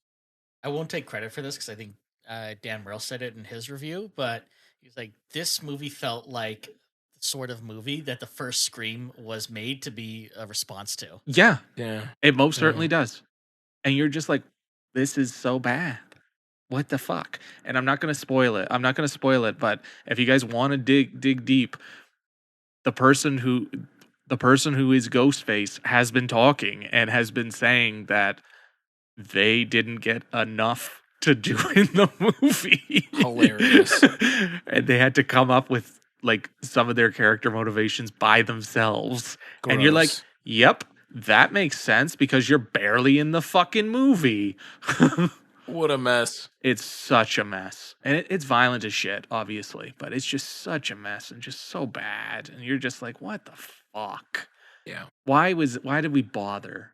Yeah. Why did we bother? Like, I'm not going to say Scream 6 was a fucking masterpiece, No. but there was still some No 5 cream. there was still some I like that. flavor to it, I just and there hated the was still something exciting about it, and it was Yeah. building to something. And I read how they were going to do the rumor of how Scream 7 was going to go, and it's infinitely more interesting than what we got. Well, So you should most certainly, whether you're a fan or you're not, just fucking skip it. never Not gonna worth watch it. Noted. Never gonna Not watch worth it. it. That It's- franchise can it's go real- fuck itself for what It's it did. real bad, and I am most certainly happy that I did not pay to see it. Yes. Good job. All right. Well, great. There's the best, my worst. Dave, I think you mentioned to me that you might have a screener to get through. I do, yes. All right. Let's do that then. It's screener time. The movie's not even out yet. You cannot watch it. We'll tell you if it's any good. Screener time. So very quick, I watched a film that's in limited release right now, called The President's Cake, which was, I believe it's Iraq's, and it was entry into the Academy Award to be nominated for Academy Award for Best International Film. First-time filmmaker Hassan Hadi, and it's in the 90s, and it's about a young girl who at the school, I guess they do something to celebrate Saddam's birthday, This was at the trailer for this was at the Yeah, we Playhouse. saw it the other day. Yeah. So it was at TIFF and it was at Cannes. And we saw the trailer the other day. So everybody in the class, or like, they put all their names in the hat and they all have to, and then the teacher picks a couple of different names out that has to do something special for Saddam's birthday. And her names gets picked and she has to make him a cake. But she is living in squalor with her elderly grandmother and they don't have a pot to piss in. Never mind. They don't have cake money. Never mind the money needed to Yeah. make a cake. And so if she doesn't make the cake, she will be punished. So the rest of the movie is her trying to get the ingredients for the cake. Wild. And it is eye-opening and it is heartfelt and it's quite lovely in Mhm. certain parts and harrowing in others. And you're hanging on this little girl's journey. And she's so good. Her name is Banen Ahmad Naif, and it looks like this was her first movie as well. Incredible. And she is incredible in the movie, and you hang on everything she's doing. And there's certain turns where you're like, that's a weird thing to do, but then it makes sense afterwards. And she has this rooster that she brings around, and you want to die for the rooster. Yeah. And it's just I keep wanting to say it's lovely, but then you remember that it's also about 1990s Iraq and about all the hardship. So it's like, oh, it's so happy-go-lucky. No, it's not. Bleak. It's Yeah. bleak. It's Yeah. bleak to go with like the lovely parts, and the ending is like a real fucking gut punch. But I liked what I saw from the trailer. the trailer It the trailer's intriguing. quite good. The film is very well worth the watch. I would Yeah. say this would be like one of the runners up for best international. Nice. Like not the top film. Like if No Other Choice was number 6, then it would probably be like number 7 or number 8. Wow. So that's in limited release right now. Nice. Definitely worth your time. It's a bummer that No Other Choices and not in the running for anything. Yeah, it's a big old bummer. Anyway. What are we doing to Park Chan-wook? What did he do? I don't know. He said something to someone, maybe. I don't know. Who knows? He must have Who knows? pissed someone off around the thing. Could have put on was it Red Pepper Dragonfly? Yeah. Is that what the song's called? Yeah. Put that on. Have you seen it yet? Oh. You're in Oh. for a treat. Oh, you must. You're must. in for a treat. Worth the watch. No Other Choice is like top of my watch list right now as well. Good. Because I was definitely interested in it, but James, I think I forget what episode it was, but you did a review on it, and Yeah. I was like, oh, that tipped the scales. Yeah. Okay, I have to check this out. It's one It's thing for so Dave and special. Tony to be jerking it off, but once James starts jerking it off too, it's like, okay, yeah. Well, yeah. The thing is, you two bury it with 18,000 other things you're jerking off to at the time. Like, you saw that back to back with Sarad. Sarad. Like, you can't differentiate those two out of there. You gotta let No Other Choice breathe. Well, the first movie I ever watched on Tony's adamants was Titane, so I Yeah. gotta. Titan. Oh, excuse me. Tell. Her new one's coming out finally. I know. I don't know. It's Cineplex. Yeah. We got, I Apparently can't fucking wait. we got- Apparently, it's fucking awful. Whatever. I'll still that's why we're watch not it. RSVPing to the. If you want to, we can. I I'm in. don't. I'm in. Oh, I will God. go for Julia. Like Anyway, ride or die. let's get into our main segment. As Mason had kind of already alluded to earlier, we are talking about Bride. The Bride. there you go. Anyway, Or in certain circles, the motherfucking bride. yes, depending on how family friendly you want to be about it. But anyway, The Bride. Yes. Oh, this stopped being family friendly when you did your intro. Yeah, there was no allusions to it at any point. As written and directed by Oscar nominee Maggie Gyllenhaal Maggie Gyllenhaal, starring her brother Jake Gyllenhaal. and future Oscar winner Jessie Buckley. Let's hope. Well, it's like you can. It's in the bag. It's in the bag. Okay. Unless they And, watch this movie first, then maybe not. and C. Bale, of course. C. Bale, Annette Bening. Annette Annette Bening. Bening, Penelope Cruz. Sarsgaard. Pete Skarsgård, Who'd you say? Penelope Cruz. Penelope Cruz. Michael Argonaro, right? Is that his name? No, Argonaro? John Magaro. John Magaro. I always get them mixed up. Yeah. They look exactly. And Louis Cancelme's in it. Anyway, so the bride is Such a bad name. name. The bride is a It's How do I describe this film? it's It a ain't your daddy's Frankenstein. It ain't your Bride of daddy's- It ain't your Frankenstein. daddy's Bride of Frankenstein. It's more of like a a film. it's a Bonnie and Clyde interpretation of Frankenstein, I It's guess. a in loose a way. adaptation. It's a pastiche of Frankenstein, Bride of Frankenstein, Bonnie and Clyde. What 19 Viva la Revolution. 1930s gangster and song and dance films. Yeah, Julianne Hough's in it too for some reason. yeah. An ode to the golden age of Hollywood cinema. Yeah. Ginger Rogers, Fred Astaire, Yeah. Feminism. feminism. What we're kind of getting at is it's a Mhm. lot of things It's a all at once. Bunch of things mashed together. Yeah. There was this It- film called Everything Everywhere All at Once, and I know that's a great title for that movie, but it also describes what It this perfectly movie is. describes The Bride. Yeah, it is a for Maggie Gyllenhaal. It is a big ol' swing. Big ol' swing. Considering what was her last one, I was going to watch it, and then I didn't Lost watch it. Daughter. The Lost Daughter, Lost which was Daughter. a much smaller, tighter film than whatever this is. Yeah. Mason's just sitting over there. He's like, "Fuck," I just don't even, nodding. I honestly don't even know where to start. I Like I'm I have struggling. two Is it like pages 2 of notes pages? and none of them connect. Yeah.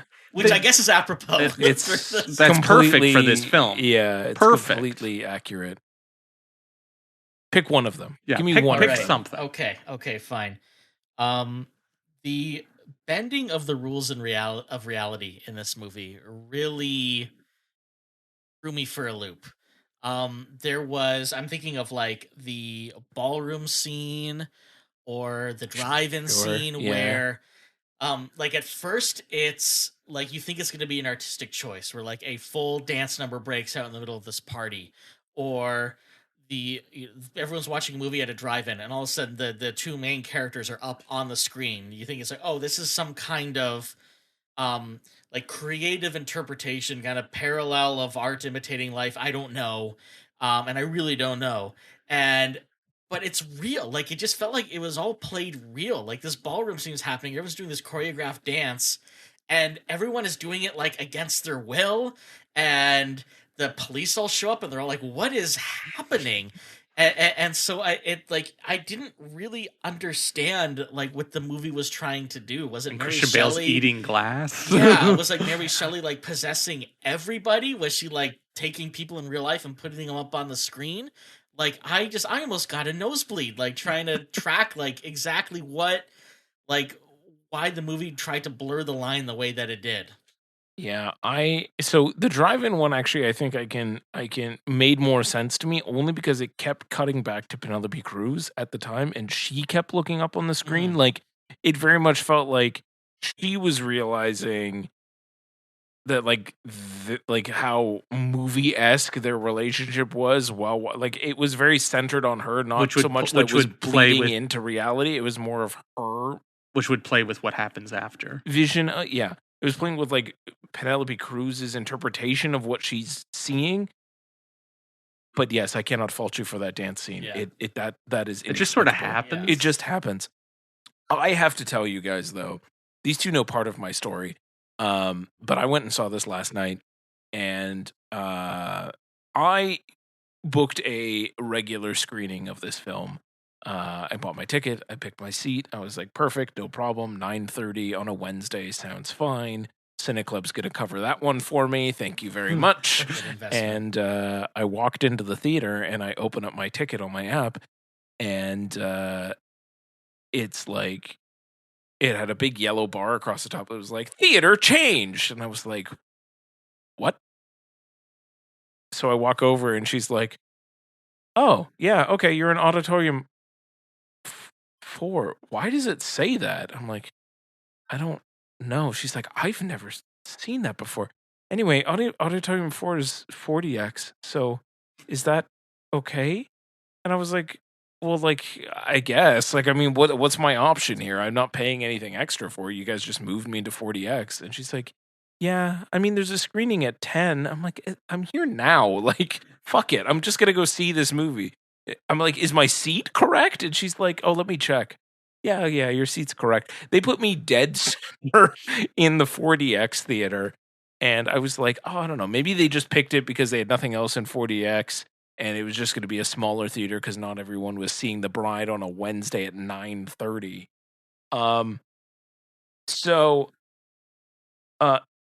No, I watched The Bride in 4DX. Unnecessary. Yeah, I don't. I get it. For 85% of the runtime, I was just watching a normal movie. The that's seat what I forgot wasn't moving. There was no effects happening. It was just a normal movie. But let me tell you something about that dance scene, folks. When that dance scene started, the seat started moving to the rhythm of the dance scene. And I was like, this is... sick. For one of the briefest moments of that film, I had a full grin on my face. I'm like, this is the silliest thing that has ever happened.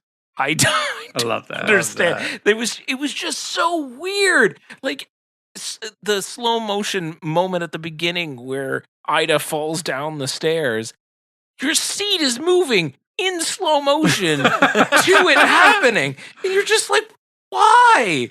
And like, the electricity scene happens. Your seat kind of shakes a little, and it's flashing lights. And if a gun goes off, you smell a little gunpowder. For 85% of this movie, it was just a normal seat. I'm going to guess the 4DX programmer found out the exact same time you did that the movie was going to be 4DX. Like, fuck. I don't know, what am I going to do? He's doing it live in the back. when I was picking my seats because I saw it because it was shot for IMAX, right? Shot for IMAX, yes. So, not in, but for IMAX. I guess they're doing something different now, where when they shoot. So I found this out. When it says shot for IMAX, it means it's converted after the fact, or they shoot it for 190. And then when it says shot in IMAX, means it's proper an IMAX 143, camera. Right? But pretty sneaky. But for some reason, they're doing it now where they'll shoot it for IMAX with the 190, but then they will stretch it out to 143. So this movie is partially in 143, but it's also in 190. And it does the fucking stupid scene during the You know how Nolan like kind of does it like in interludes or like it's a whole scene type thing. They do it in the middle of the scene. Wild. It's like cameras on Tony and it's fine. And then it cuts to Mason so in IMAX. And then it cuts to James and it's back to normal. It cuts back to weird. But it's weird because they're doing it again for Hail Mary. Nice. So I found it very strange when I was going through it, and I was just like, okay, IMAX, regular, AVX D-Box. I'm like, ScreenX. Okay. And then I saw fucking 4DX, and I was like, the fuck, this is weird. I was like, this isn't where I parked my car. It's baffling, man. And then like that couple that saw Crime 101 and 4DX. Yeah. And then after the movie was over, I was just like looking, and I was like, was there anyone in D-Box? Yeah, there's 2 people in D-Box. I can't imagine this movie. What the fuck? Yeah. That's like the ultimate cash grab. Yeah. They're just putting it in the PLF thing so they can goose up the prices because they can't do 3D anymore. Yeah. That's it. That's all it literally is. That's it. So I'm glad. I'm very. We'll get back on the tangent of this movie, but I'm very glad that. So first of all, first time experience ever having my theater just moved. That's kind of fun. And being put like dead center in the theater. I'm like, oh, that's nice of you, Cineplex. Thank you. And also not charging me anything extra. They were just like, you're in that theater now, have fun. And I was like, okay, cool. So I paid my CineClub membership renewal for a full 4DX movie. So fine, fuck it. It's pretty good. But don't see it in 4DX, please, for the love of God. I don't think it won't be in 4DX now anyway, by the time you get a chance to see it. But that's awesome, though, because you saw it in regular, Mason, right? Yeah. You saw it in 4DX. Dave, you saw it in Limax, and I saw it in AVX. So the 4 of us saw it in different formats. Different formats, yeah. No one did ScreenX? No, absolutely. Dude, after Joker, I was like, fuck it. I'm done with ScreenX. but we touched on it. The whole Mary Shelley of it all. What the fuck Okay. was that decision? Yeah, this Man. was so that as a framing device, I didn't mind it on a conceptual level. If you've seen the Bride of Frankenstein from the 30s, like that movie's is I think bookended with Mary Shelley like telling the story of, oh, this is what comes after the story of Frankenstein. Yeah. And so the fact that they kind of called back to that too, and they did a nice touch as well, where in that movie, I wrote her name down, Elsa Lanchester plays both the bride and Mary Shelley, and Jesse Buckley did that Does in the this same, movie too. yeah. Clever, I liked it. But It's, then and it's then, very clear as you're saying it that that's exactly what they're doing. and, But speaking of like me just getting tripped up of just the movie playing with reality and narrative weaving together. I don't know, James, maybe you can help me out with this one too. Like I had to write this down because this was I didn't really get what her presence was supposed to mean. And it's either one of two things. Did the events of Frankenstein happen in real life and Mary Shelley just wrote an account of it? Or is she kind of penetrating the world of a fictional book? The movie never made that clear to me. And so, and I feel, and I just, it's one of those things where I feel like you had to pick a lane in order to justify like the significance of the author's presence in the story. And it doesn't pick a lane because at the very beginning during that voiceover, she was like, oh yeah, I was dared to write that book while I was drunk. Like, it was like very clear that like it was a fictional telling, like a fictional book that she wrote. And then she just got basically typecast into it. And this was like her revenge on typecasting women, I guess. But Yeah. it doesn't make sense. You either get on board with it right away or you're like, fuck, like this is the stupidest thing ever. You can't even get on board with it either because they stop it halfway through the movie and then come back to it. Yeah, like there's a it's good not- chunk yeah. of the movie where Mary Shelley's presence is just Not reduced to there. just Ida like having Mary Shelley Tourette's. Yeah. Yeah. Yeah. Or she'll Goes just be through like, Mary, rhyming are you scheme. there? Are you there? Knock knock. Are you there, Mary? Yeah. It's Yeah, it's me, yeah, Ida. It's me, Ida. It's me, Penelope. Like And, It and did- I think the back and forth of me going, I didn't get it, and James going, I think this is what they are going for. I think it's the crux of the issue I had with this movie, where I do like the swings. I do like the fact that Yeah. there are big ideas on display here, but the execution and the telegraphing is so sloppy and at times feels so unsure of itself Yeah. that like I really couldn't pick up what the movie was putting down a lot of the time. It's very half in, half out. Like Mhm. to Dave's point on that, like they just drop it at a point. They're just like, Yeah. yeah. It's really evident right at the beginning, and then it's just like it's only used whenever she goes into, I don't know if we want to call it Mary Shelley mode, where she just starts fucking people up and biting their tongues out of their mouth. Like, it feels, well, for lack of another term, it feels Frankensteined together. Mhm. And I know in the trades they've been talking with Maggie Gyllenhaal, and she's talked about like how hard it was editing it and kind of like the studio notes and stuff. And like apparently the studio was just like, you can't have Christian Bale licking black vomit off Jesse Buckley. You just can't do that. And it's like, why not? Cowards. Why not? Do you know what the kind of Yeah. shit that Christian Bale is doing? This is just Christian Bale had no problem shooting that scene. So like he clearly was fine with it. But it feels very thrown together, which might not be her fault. Or is obviously not her fault. It can't be her fault. There's no like Maggie Gyllenhaal is an Oscar nominated thespian. She has made incredible work. There's no way that she didn't have an idea of what she was doing here. yeah, And that's the problem. And I like that you brought that up with her battles with the studio, because I was gonna bring it up because the movie feels chopped fuck. yeah, Like it feels like almost like here was an idea, but then it's chopped down Yeah. more often than the other idea. I did like this movie for the most part, but it is deeply flawed, and there's just a lot happening. Like you guys bring up the ballroom scene. I don't like the dance sequence. I think that's very fucking.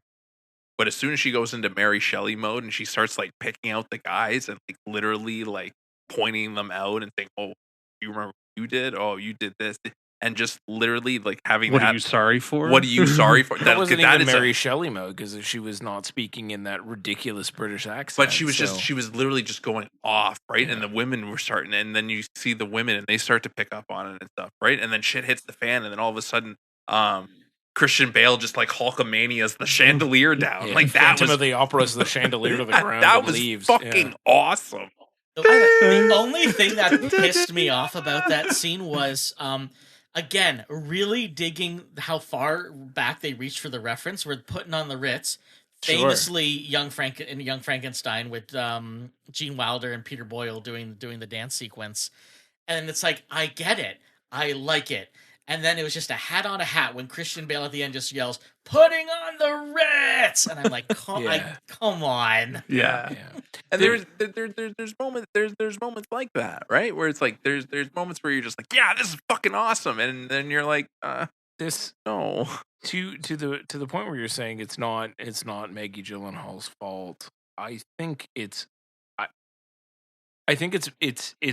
mischaracterization to just say she's completely faultless. Oh, I wouldn't say she's completely. No, it's- there's some ideas where Everyone's you're just kind of like, fault, okay, but I yeah. think this is actually probably more of a symptom of what you guys were saying before. Where like her last film was a very small film, and this is not. It's decidedly not. It can't be because of the way that you're trying to do it. Like it's a big film, which means the studio put big money behind it, and also look at the names of the people that you have in this. It's expensive. And Look at the sets. Like that wasn't the wall. Like they built most of that. right. So when you get It's into fucking that, like it's fucking gorgeous. Yeah. Okay, it looks amazing. it looks very great. But when you get to that level and you're trying to take a big swing like this is where studios unfortunately start getting antsy and start making decisions like this. And depending on how experienced you are and how much of a stake you can put to your own name, which I don't think Maggie Gyllenhaal's got the gas just yet to do that.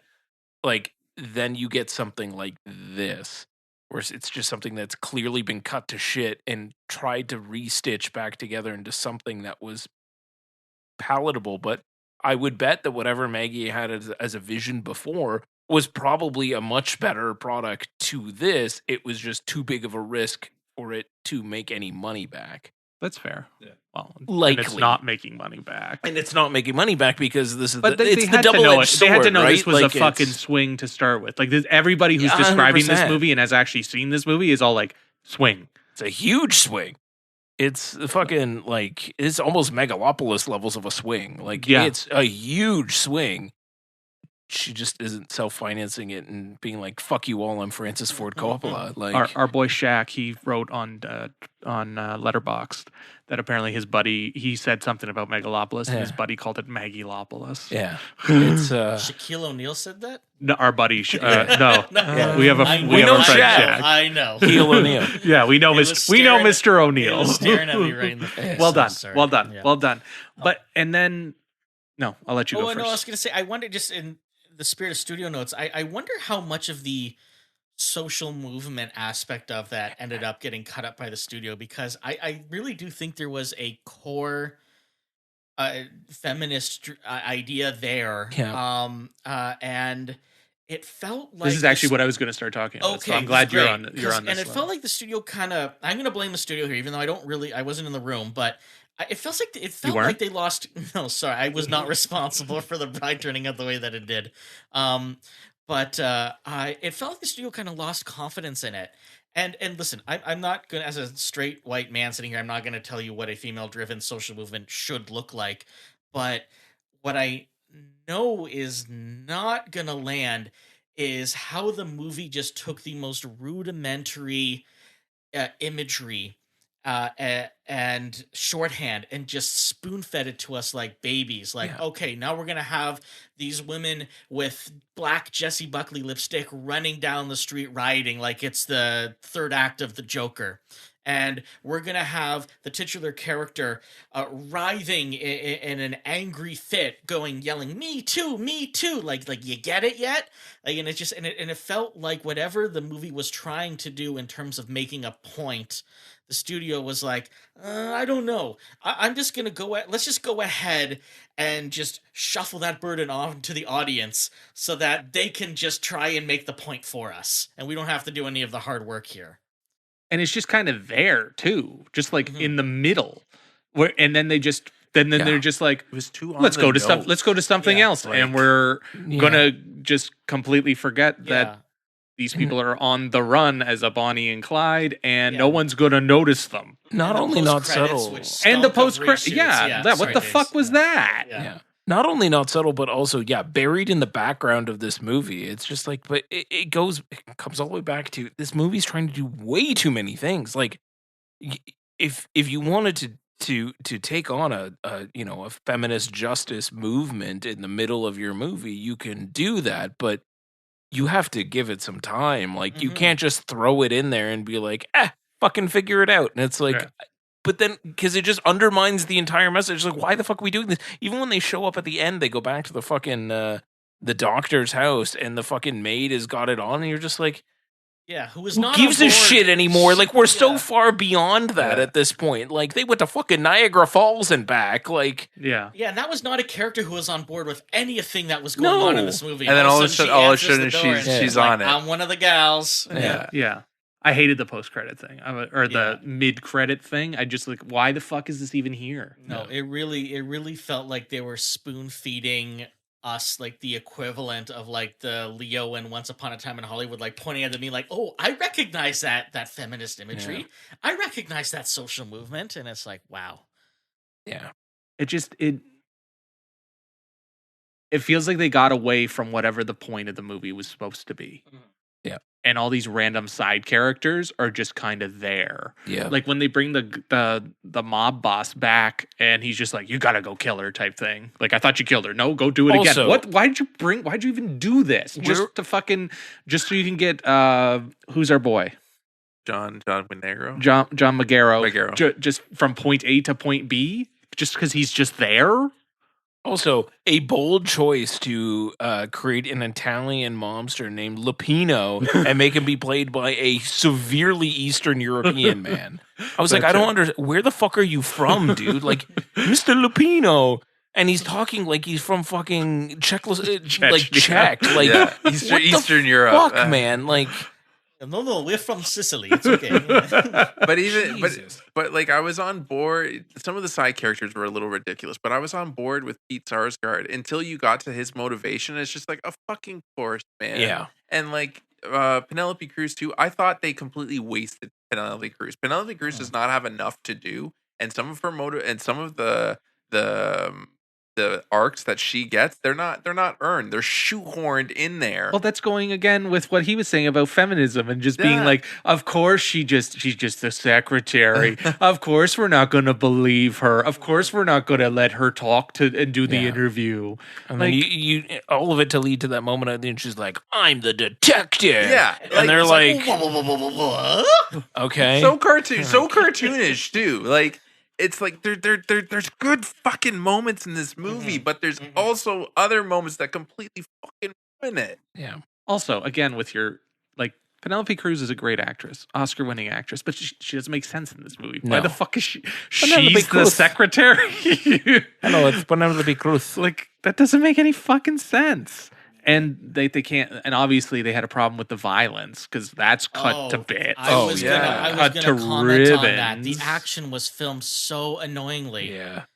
Like that It's entire like, that definitely- fight scene in the alleyway. Yeah, Like, Yeah. okay. Yeah, they cut that way down.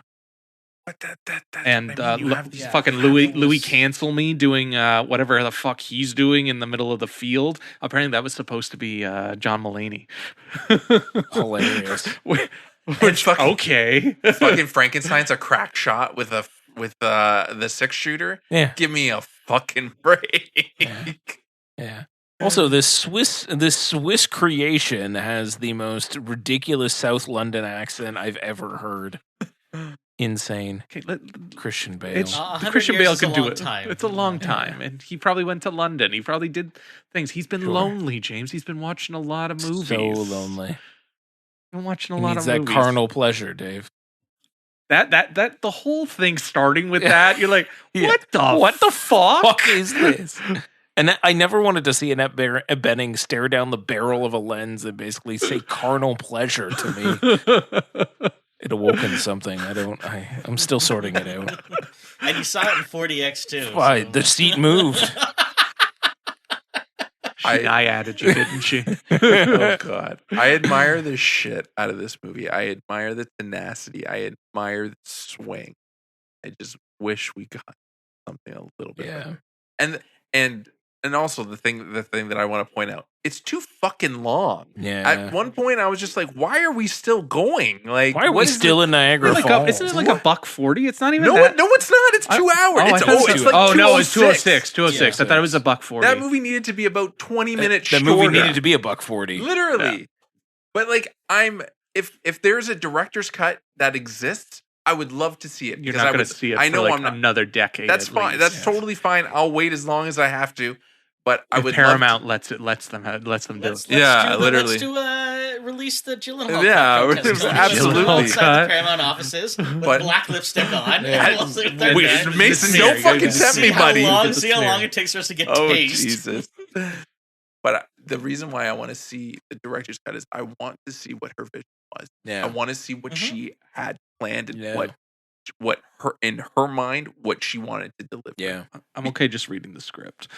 Either that or just finding out. I just want to know. I just want to know. Yeah. I just want to know. And if it was supposed to be viciously violent, because Oh, if it was most certainly if it was supposed to be viciously violent. violent, like I wanted the fucking Yeah. violence. I It saw most the trailer certainly and I is. was like, this movie is going to be violent, yeah. and it was. It was filmed so like darkly, almost reminiscent. Like the trailer reminded me of like the opening credits of Girl with the Dragon Tattoo. Like, it Yeah. was so like It's a great trailer. grungy. Like it's a really good trailer, but It most that ain't the certainly was movie. supposed to be violent, Tony. Like our fucking Eastern European bloc Italian guy cuts people's tongues out for Yeah, funsies. keeps them in He's got a jars. jar in Keeps him. them in Yeah. jars, which Yeah. is And- that's a and choice. He curb stomps the guy. and he puts the other guy's face in the wall. No, I'm with you, Tony. I really because there's a lot of Frankenstein adaptations out there.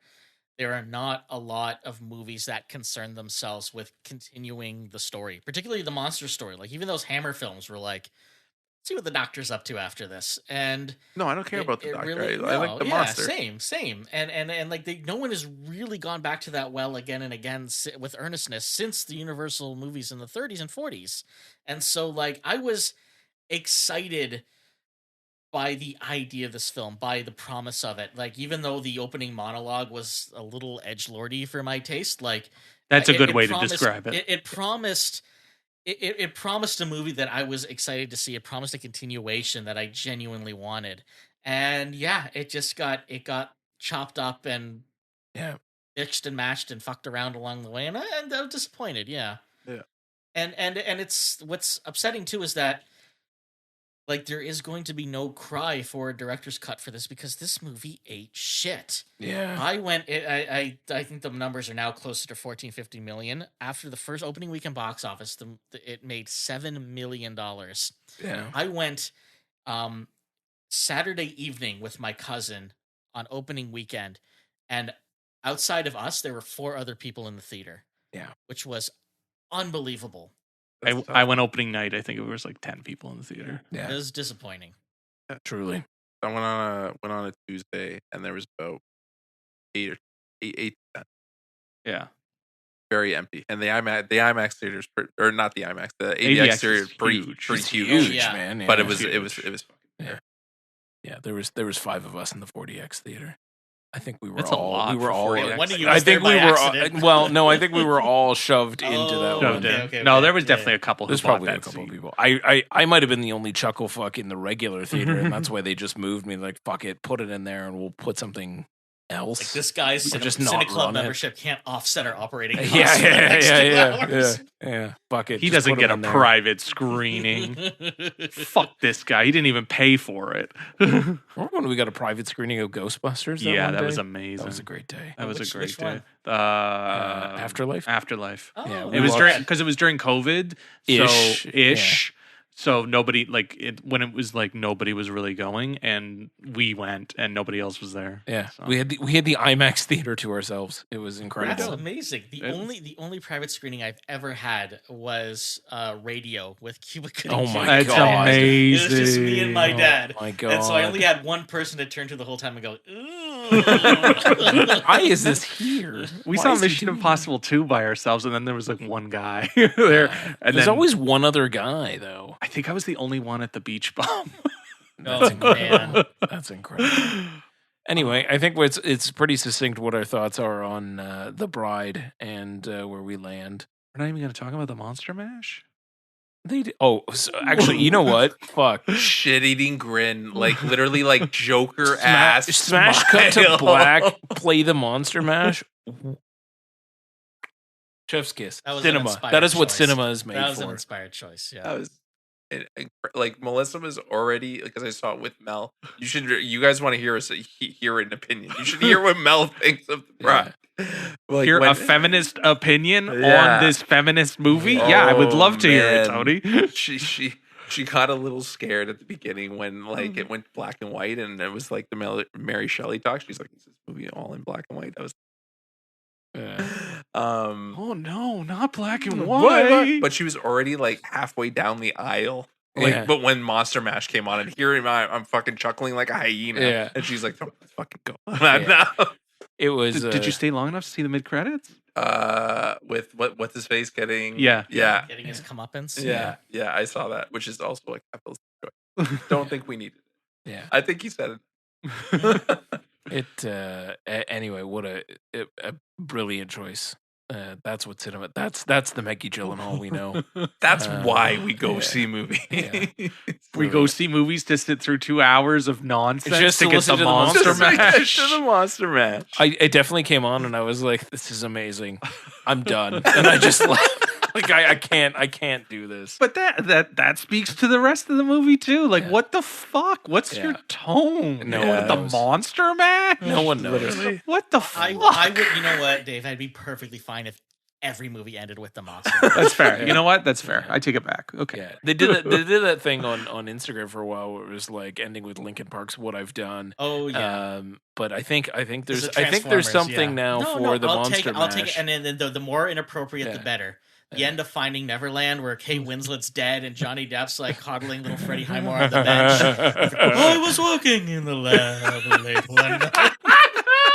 I was just thinking of Lord of the Rings and then going off. Yeah, into the sailing into the undying lands. Yeah. I was working in the lab. Leo DiCaprio at the end of The Aviator, panicking for the way the future. I was walking in the lab late one. There was another. What was the Oh, other one that I kept shit. sending you guys where they kept like putting? It was bad. It was something.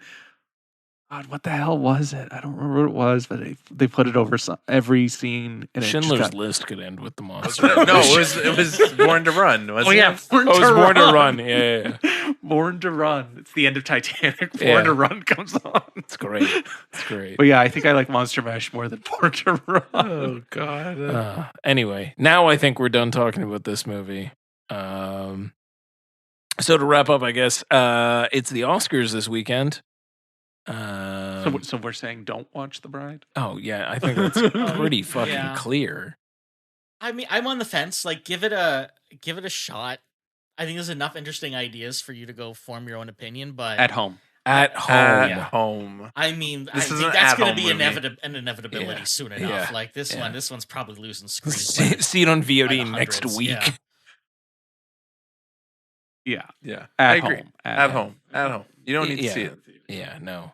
And certainly you don't need to see it in 40x. No. Yeah. Although that dance scene was pretty fun. Worth the price.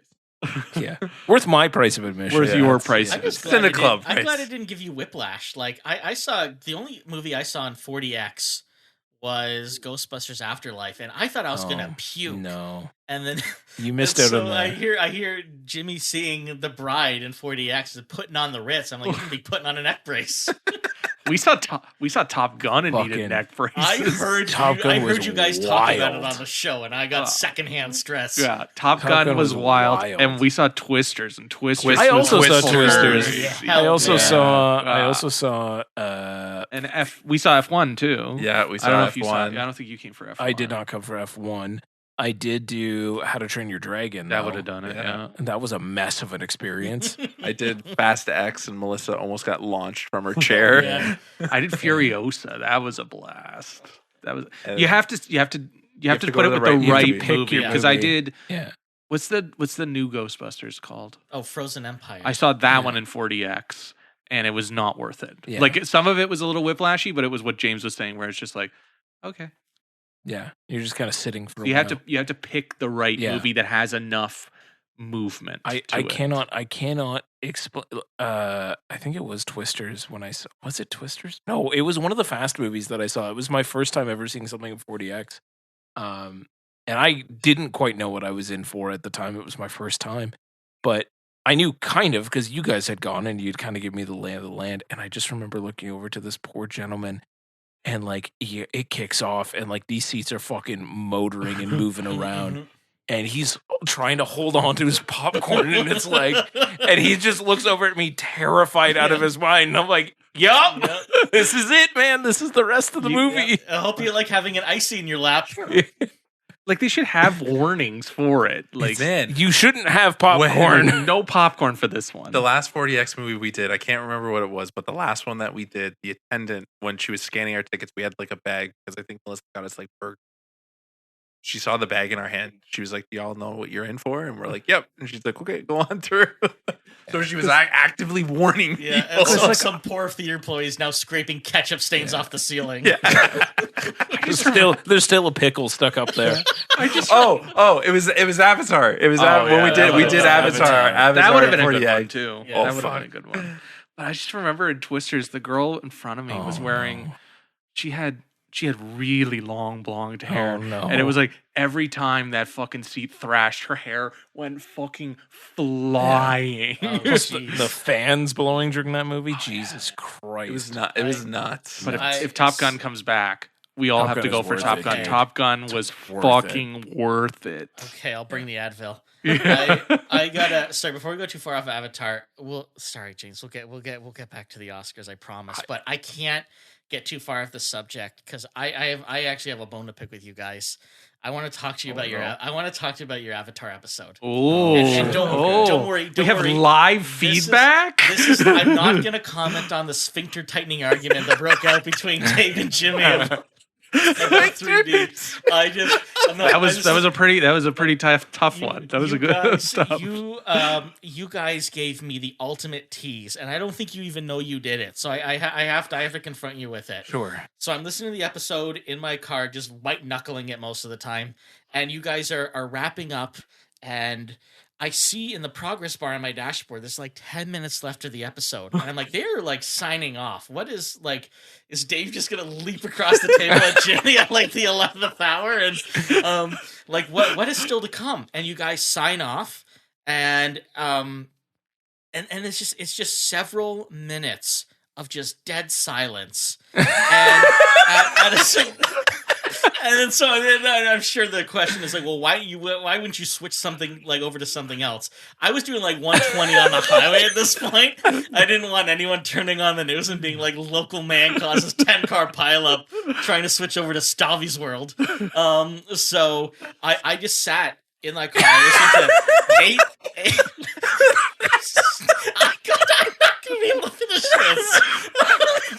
8.5 minutes. I counted them. 8 minutes and 37 seconds of dead silence, and then all of a sudden, blaring through my speakers goes, "What did that boy buy? It's Dave's New Blues," and I got psyched, and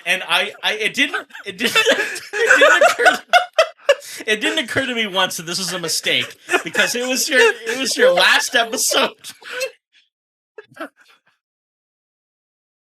I thought because it was your last episode of the year, maybe you guys put in like an Easter egg. I thought it was like like when you used to find hidden tracks on albums, and it was like, oh, sick, Dave's Secret Blues.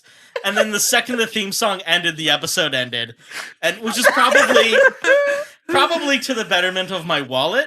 But you fuckers! I was so excited. Oh, and man. Did you guys know that happened?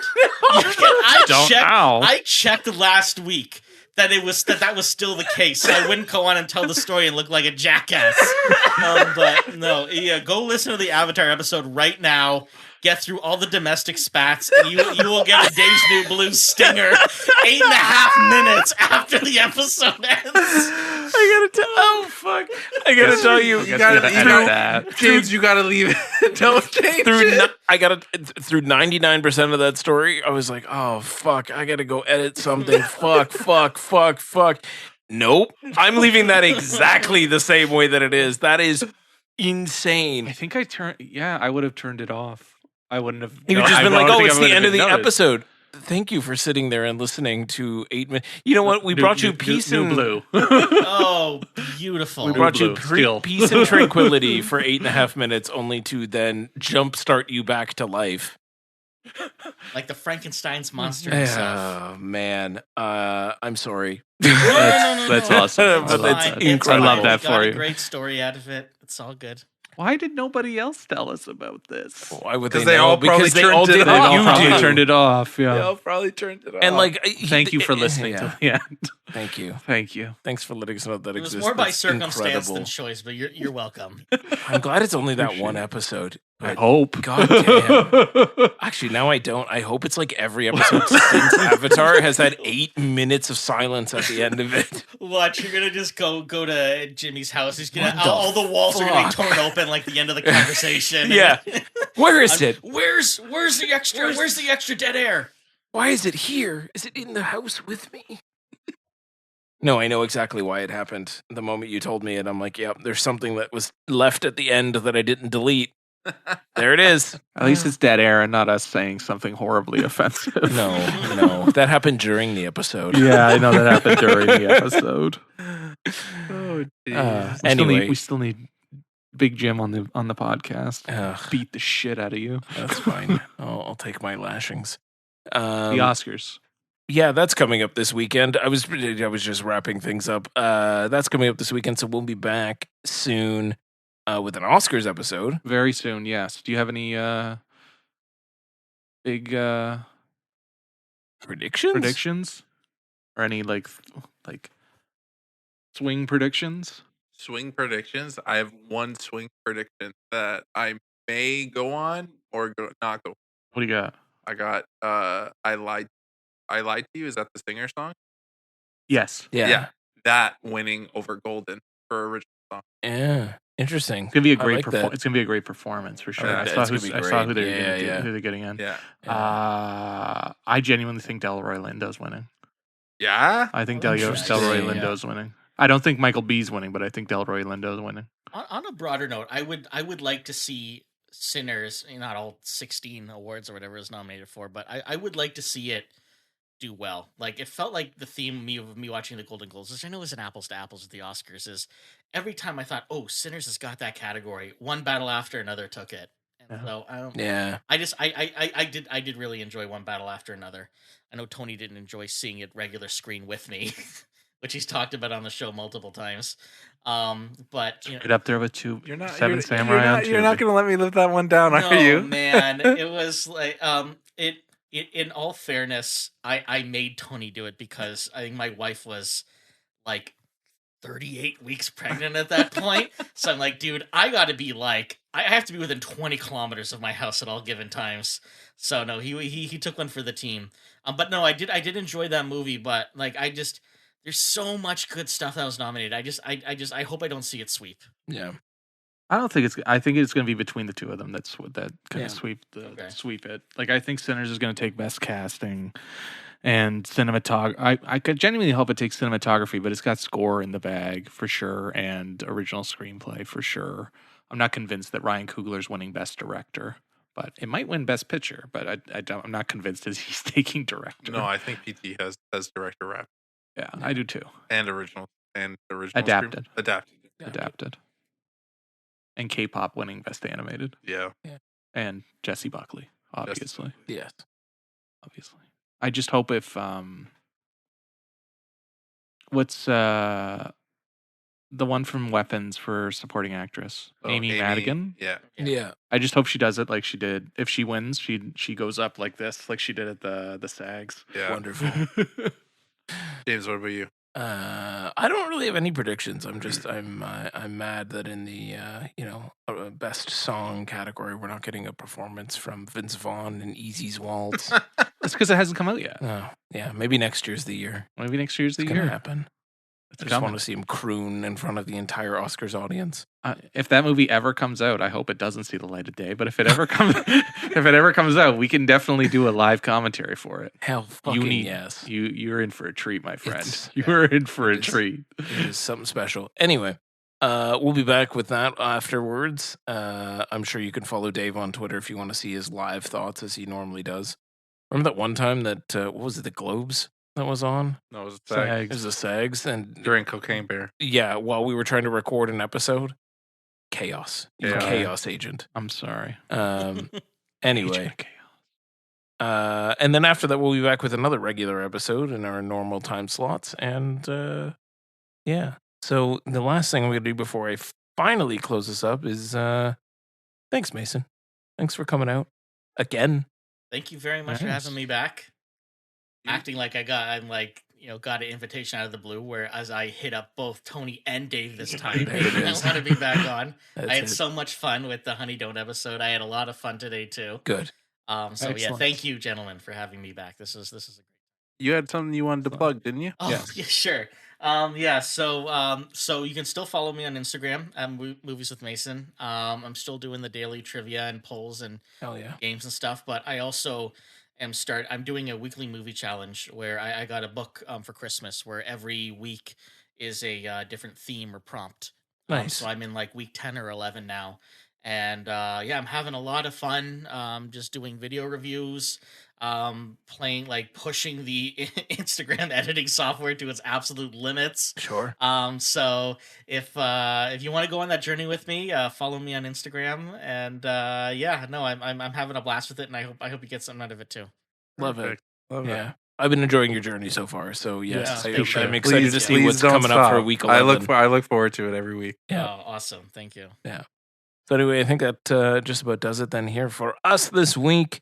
As always, I shall remain Jimmy, and I'm joined with Take T, Tony B. and Dave. Baby Jane Doe.